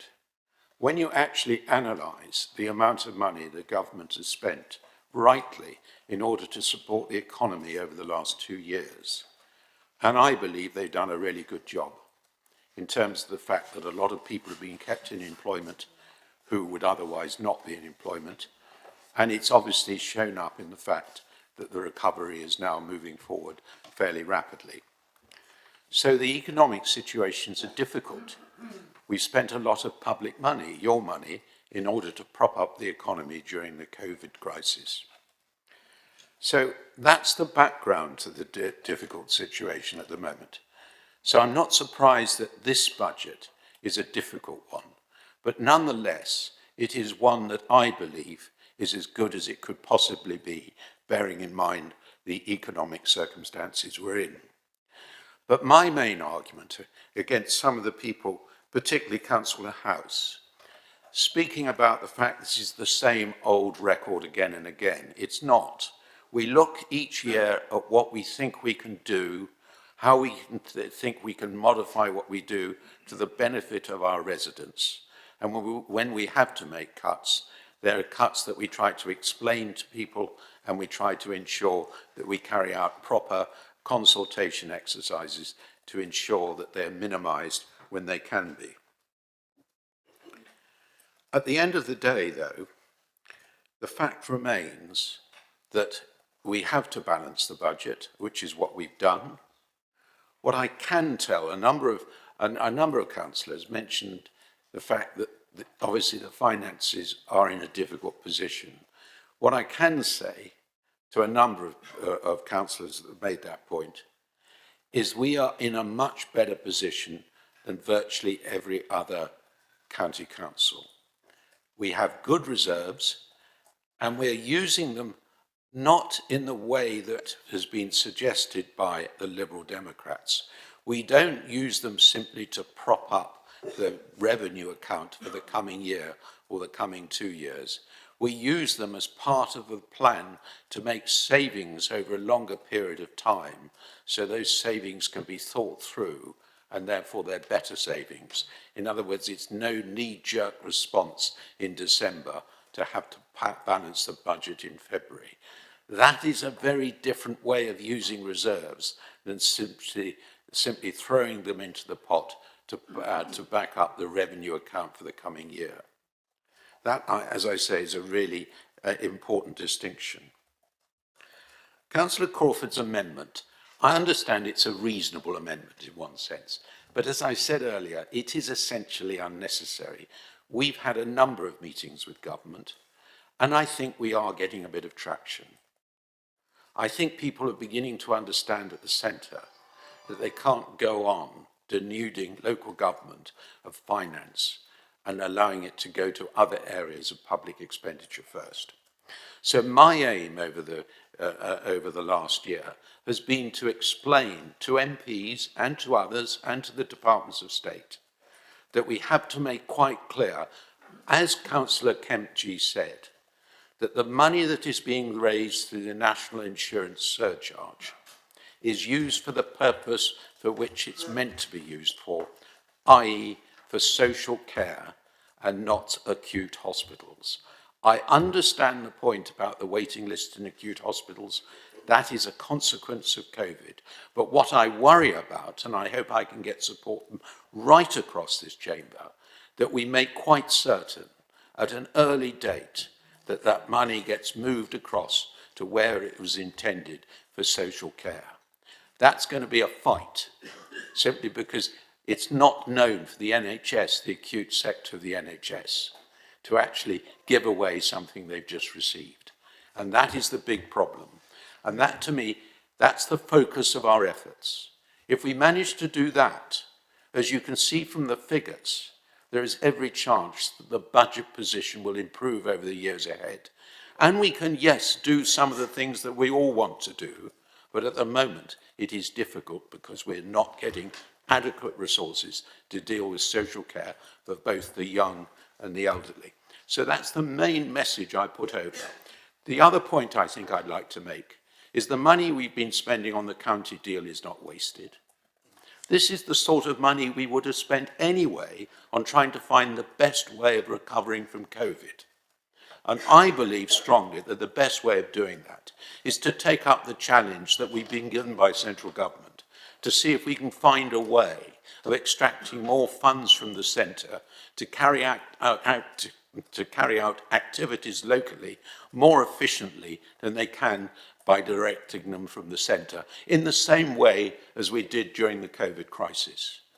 What I thought was particularly interesting during the COVID crisis is that when government wanted something done quickly, they often came to local government to do it.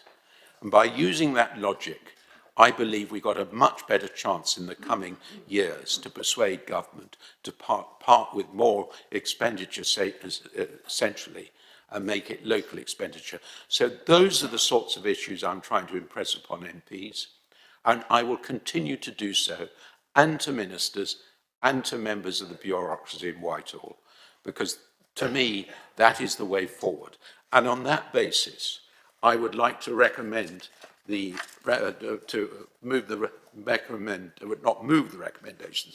the recommendations on page 92 and 93 of the agenda. Thank you, Councillor Mance. Thank you, Leader. Before we can do that, we need to vote on the Labour Group amendment from Councillor Crawford. Now, we're going to have a recorded vote. I have to ask you to please switch your microphone on before you vote. Say the word for, against, or abstain, and then switch your microphone off. So I'm going to let the Chief Executive call the names now. Thank you, Chairman. Colleagues, I'm required to read through all 78 names. I'll take my time, go through them slowly, and as the Chairman has asked, please use your microphone in order that your vote can be heard on the televised version. Councillor Adams-King. Councillor Baines. Bowerman. Against. I am Councillor Bowman. Against the amendment.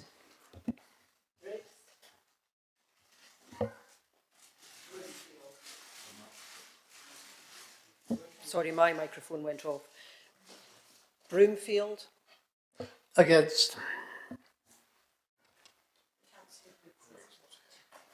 Councillor Briggs. Against.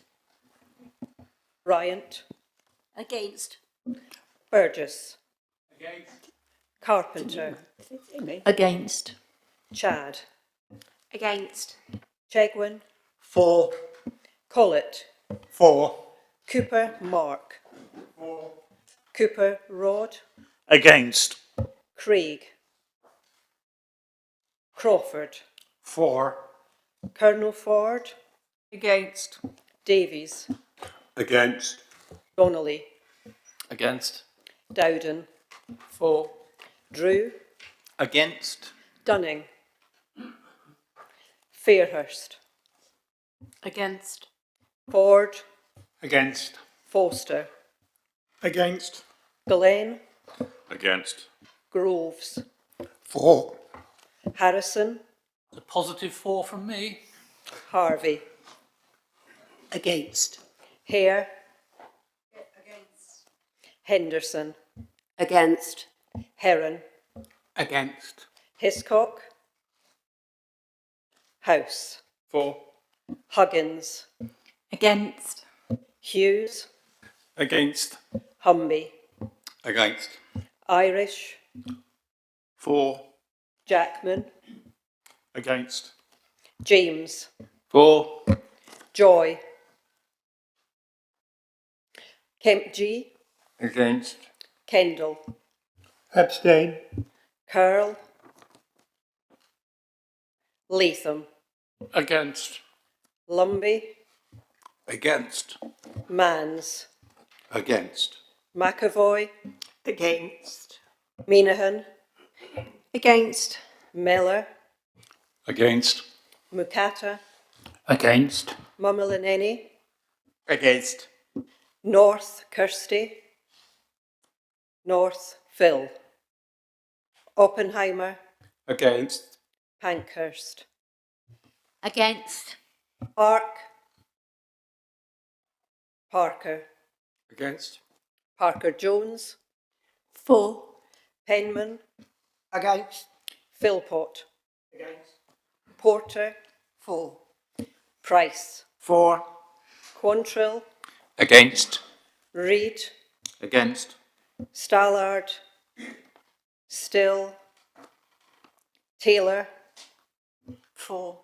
Thacker, Against. Thierry, Against. Todd, For. Tree, Regrettably, against. Tuston,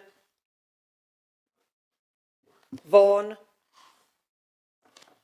Wade, For. Warwick, Against. Withers, Against. and Woodward. Thank you, colleagues. Against. I don't think name was recorded. Councillor Branson. Councillor Branson. Against. Thank you.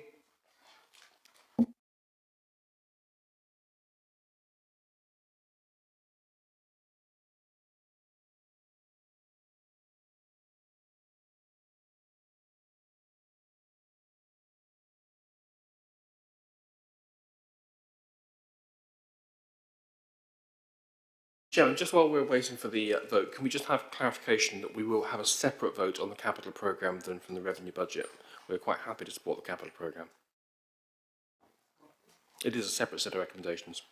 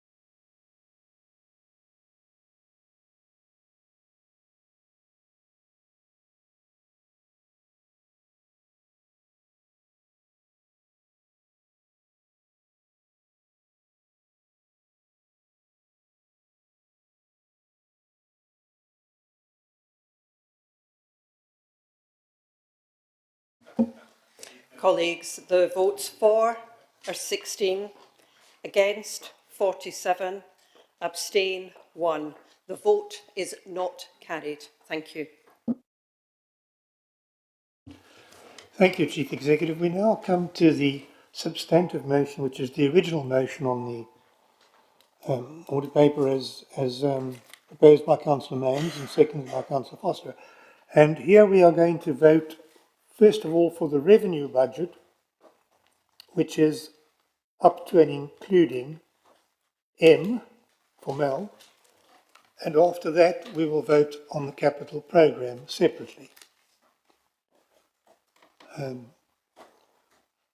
we all clear on that? Good. Away you go. Okay, colleagues, you're voting on the revenue budget. Adams King, Baines, Bowerman, For. Branson, For. Briggs, For. Broomfield, For. Bryant, For. Burgess, Carpenter, For. Chad, For. Chegwin, Against. Collett, Against. Cooper Mark, Against. Cooper Rod, For.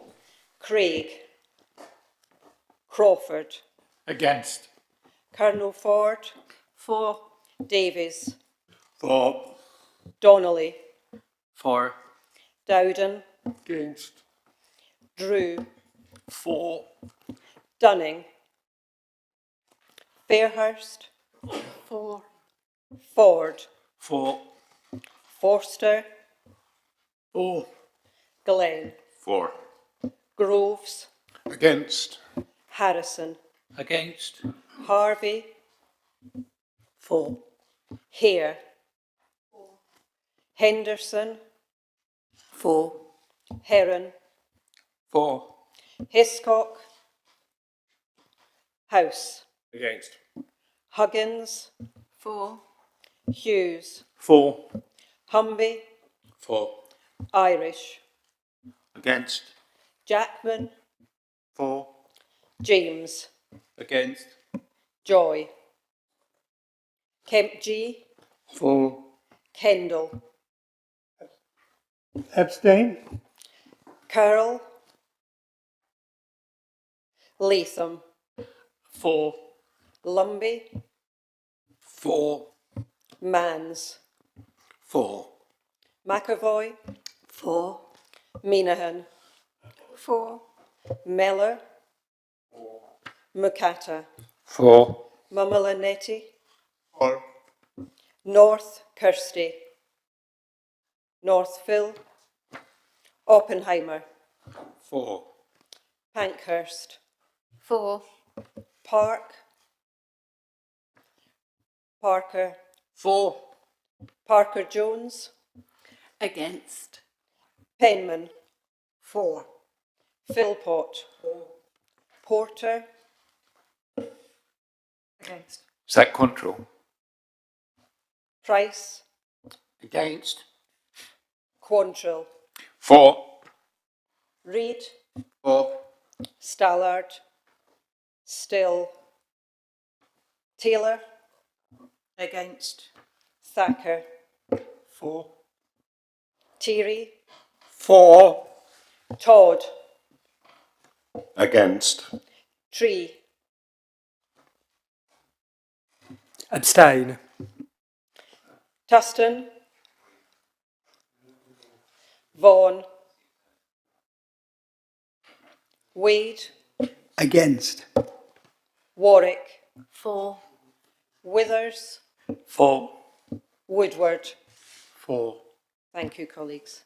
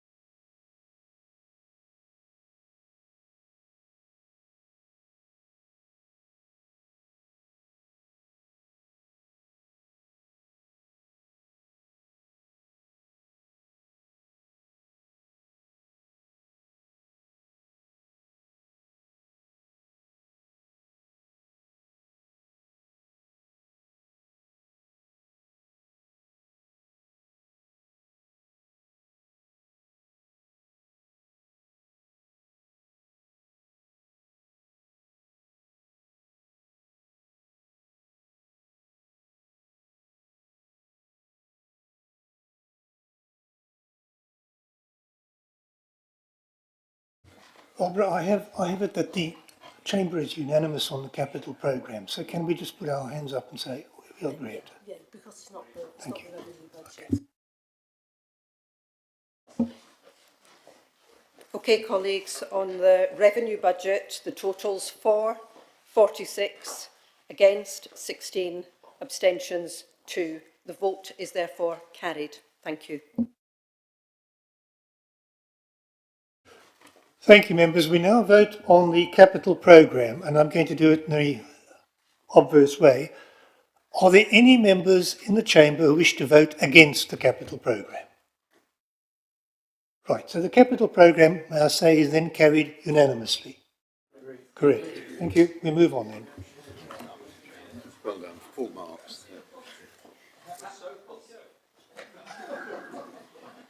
Particularly. Good.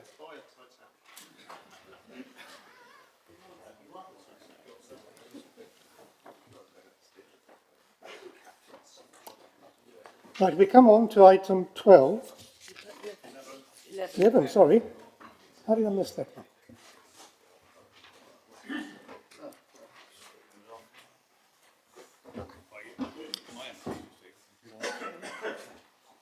Yes, I thought we were not going to get paid.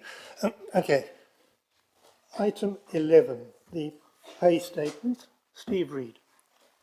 Thank you, Chairman.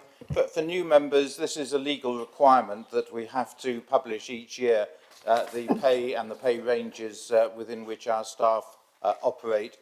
What our officers do is to take last year's one and update the figures.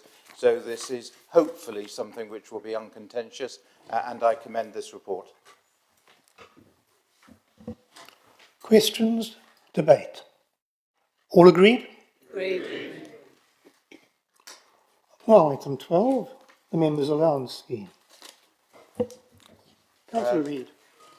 Thank you, Chairman.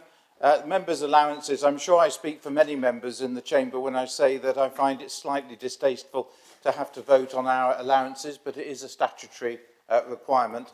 What we do to mitigate our own embarrassment is to have an independent review panel which recommends to us what the allowances should be for the coming year. And I'm very grateful to them, and we did minute in EHCC that how grateful we were for their efforts. If anybody has a disagreement with this, I would direct them to the independent review panel rather than to override anything that they've recommended in full council, because as soon as we start overriding what they recommend, we can't hide behind them anymore, basically. They have done their work. If we approve this, there is also a clause in there that says that the allowances will be varied for the following 3 years by the amount that our staff get. If they get nothing, we get nothing. If they get an increase, we get the same. So I commend this to the Council as the way forward. Thank you, Chairman. Questions? Debate? Councillor Crawford. Yes, thank you, Chairman. I refer to page 276, Leader of Minority Political Group. I note that the formula was adopted in 2014, which was some 7 years before I was fortunate to be re-elected to the County Council. So I feel perhaps that it's time this was revisited. And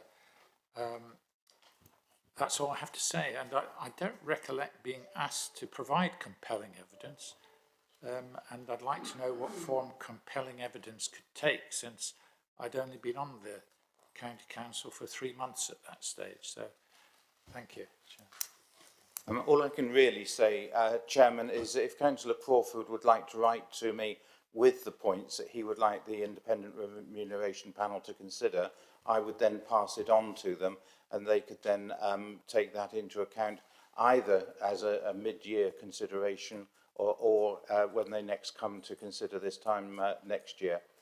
So if Councillor Crawford would like to write to me, because people may have improvements that are possible within this. Councillor Tree. Thanks, Chairman. I was just going to say it's very difficult because on one hand we want to come here and not take money out of the public purse. On the other hand, I know many councillors, especially on parish level, who are not millionaires, they're not retired, and actually to come to a meeting like this today and take an entire day out actually means giving up paid work, and you just wouldn't get the representation of people of working age if there wasn't an appropriate allowance scheme. And I totally support that being the formula being ultimately come up with by an independent panel. That is the way forward. But am I right in thinking if any member didn't want to accept at any point any kind of increase, they could simply choose not to take it. While this is setting broad rules, it is up to individual members' discretion as to what they actually claim. Is that correct? Yes, that is my understanding as well. And I think what Councillor Tree will find is that there are more councillors in the chamber who would profess to that view than there would be writing letters to the officers asking them to implement it. Okay, no, thanks very much. And I was just...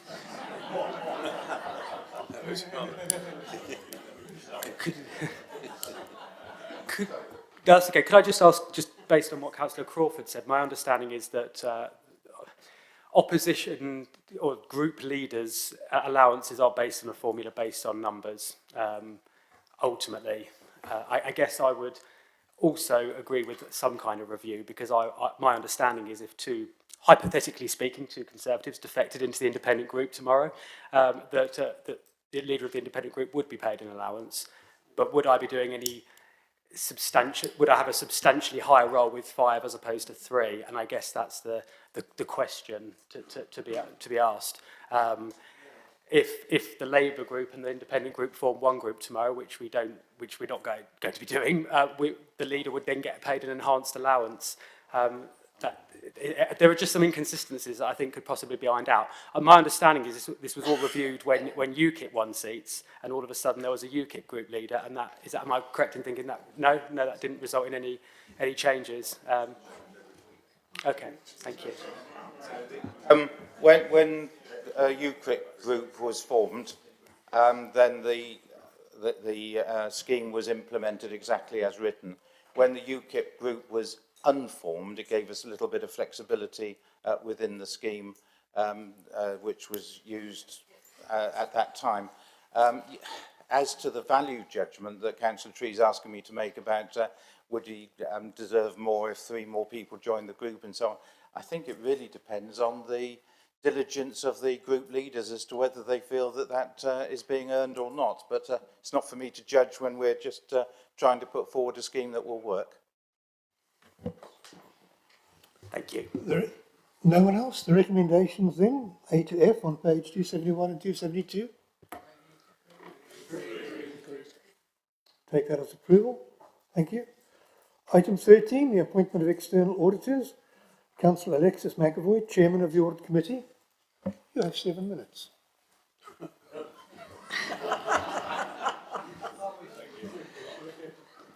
don't want me to stand up, do you? If you know where I am. Thank you, Chairman. The Audit Committee recently considered the appointment of external auditors for the 5-year period from April 2023. The details are set out in the report in front of you, and I commend the recommendation before you, and I'm happy to answer any questions. Questions? Councillor House. I just declare a personal but not prejudicial interest because I'm a board member at PSAA. It's not GPI, just to put it on the record. Thank you. No other questions or comment or debate? In that case, can we agree the recommendation? Agreed. Thank you. All right, we come now to the second last item, item 14A, from the leader, part 2, is it? Yeah. All yours. Councillor Mans. Thank you, Chairman. This is a part 2 item of noting but not being voted on. And there's 3 items here. One is a regulation, which is paragraph 1 about key decisions. I won't read it out. It's pretty straightforward. The second mentions the events celebrating Her Majesty the Queen's Platinum Jubilee, and that is just to take note of what's actually going on. And the third item, a more substantial one, is the report on serving Hampshire and the half-year performance report that goes with it. Thank you. Questions and debate? Councillor Chedwin. Thank you, Chairman. I welcome the report. My question and comment is particularly on item 2, the Queen's Platinum Jubilee, which I think the leader has set aside around £100,000, despite all our budget problems for. I have no problem with that. I'm sure many in our community will wish to celebrate this quite unique event. Most of us won't live through another Queen's or King's Platinum Jubilee. Well, I might be here forever. But my question is, if you're lucky, my question is, as well as these events, Councillor Mans, one of the ways we can really involve the community is by helping all those who want to organise street parties and the like, because they have jubilees in the past. But often to do that now, they require such things as road closures, which can be difficult and expensive potentially for local communities to apply for, let alone receive. Can I be assured, either by yourself or someone from the highway side, that we will do everything possible as a county council to help those communities who do want to organise their own celebratory events, and if they do require road closures to do street parties and the like, that wherever possible we will help them to achieve that with the minimum of fuss and the minimum of expense to the community. Thank you. The answer is yes. Thank you. Okay, I have Councillor Porter, then Councillor Chad, then Councillor Dowden. Thank you, Chairman. I just don't want today to go missing without actually congratulating Stuart Ashley and Steve and the whole of the Children's Services team on the joint targeted area inspection result. It was absolutely stunning, and it's really great to see that our officers are of such a high calibre in the County Council that actually they can make the most of whatever money we can give them. And it's really heartening to see that safeguarding is actually at the heart of what Children's Services do. And I just heartfelt say thank you very much.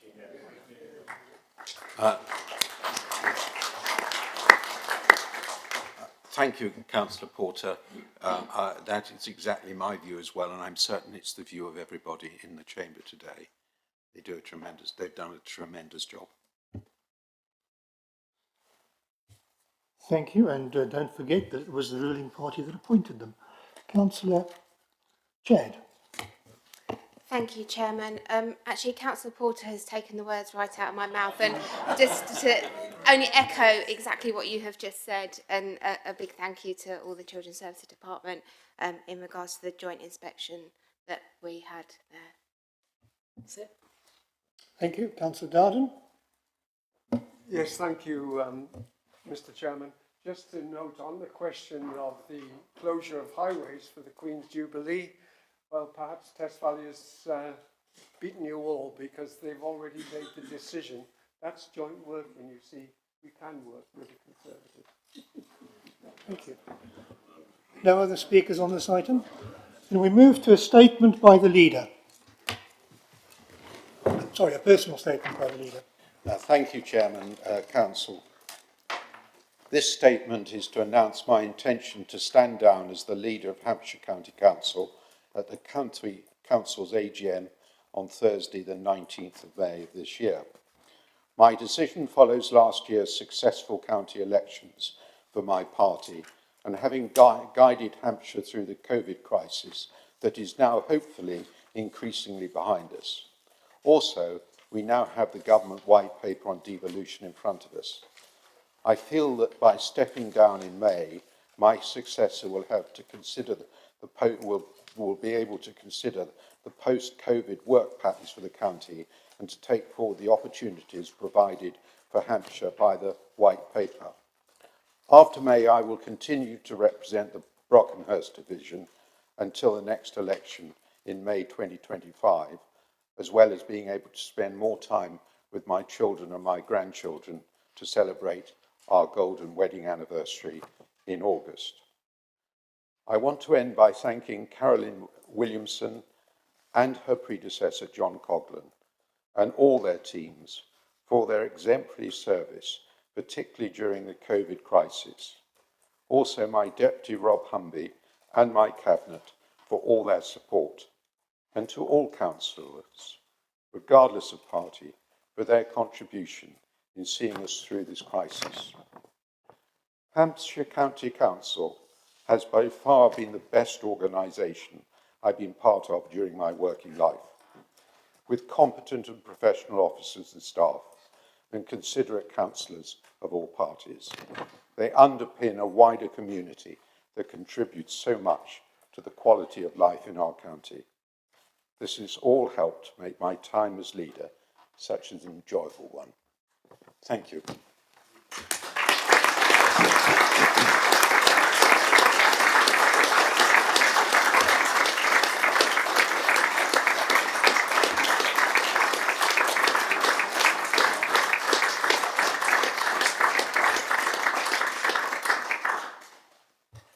And on behalf of the County Council as a whole, may I thank you, Councillor Mans, for your service, both as a Cabinet member and more recently as a leader. And with that, the meeting is concluded.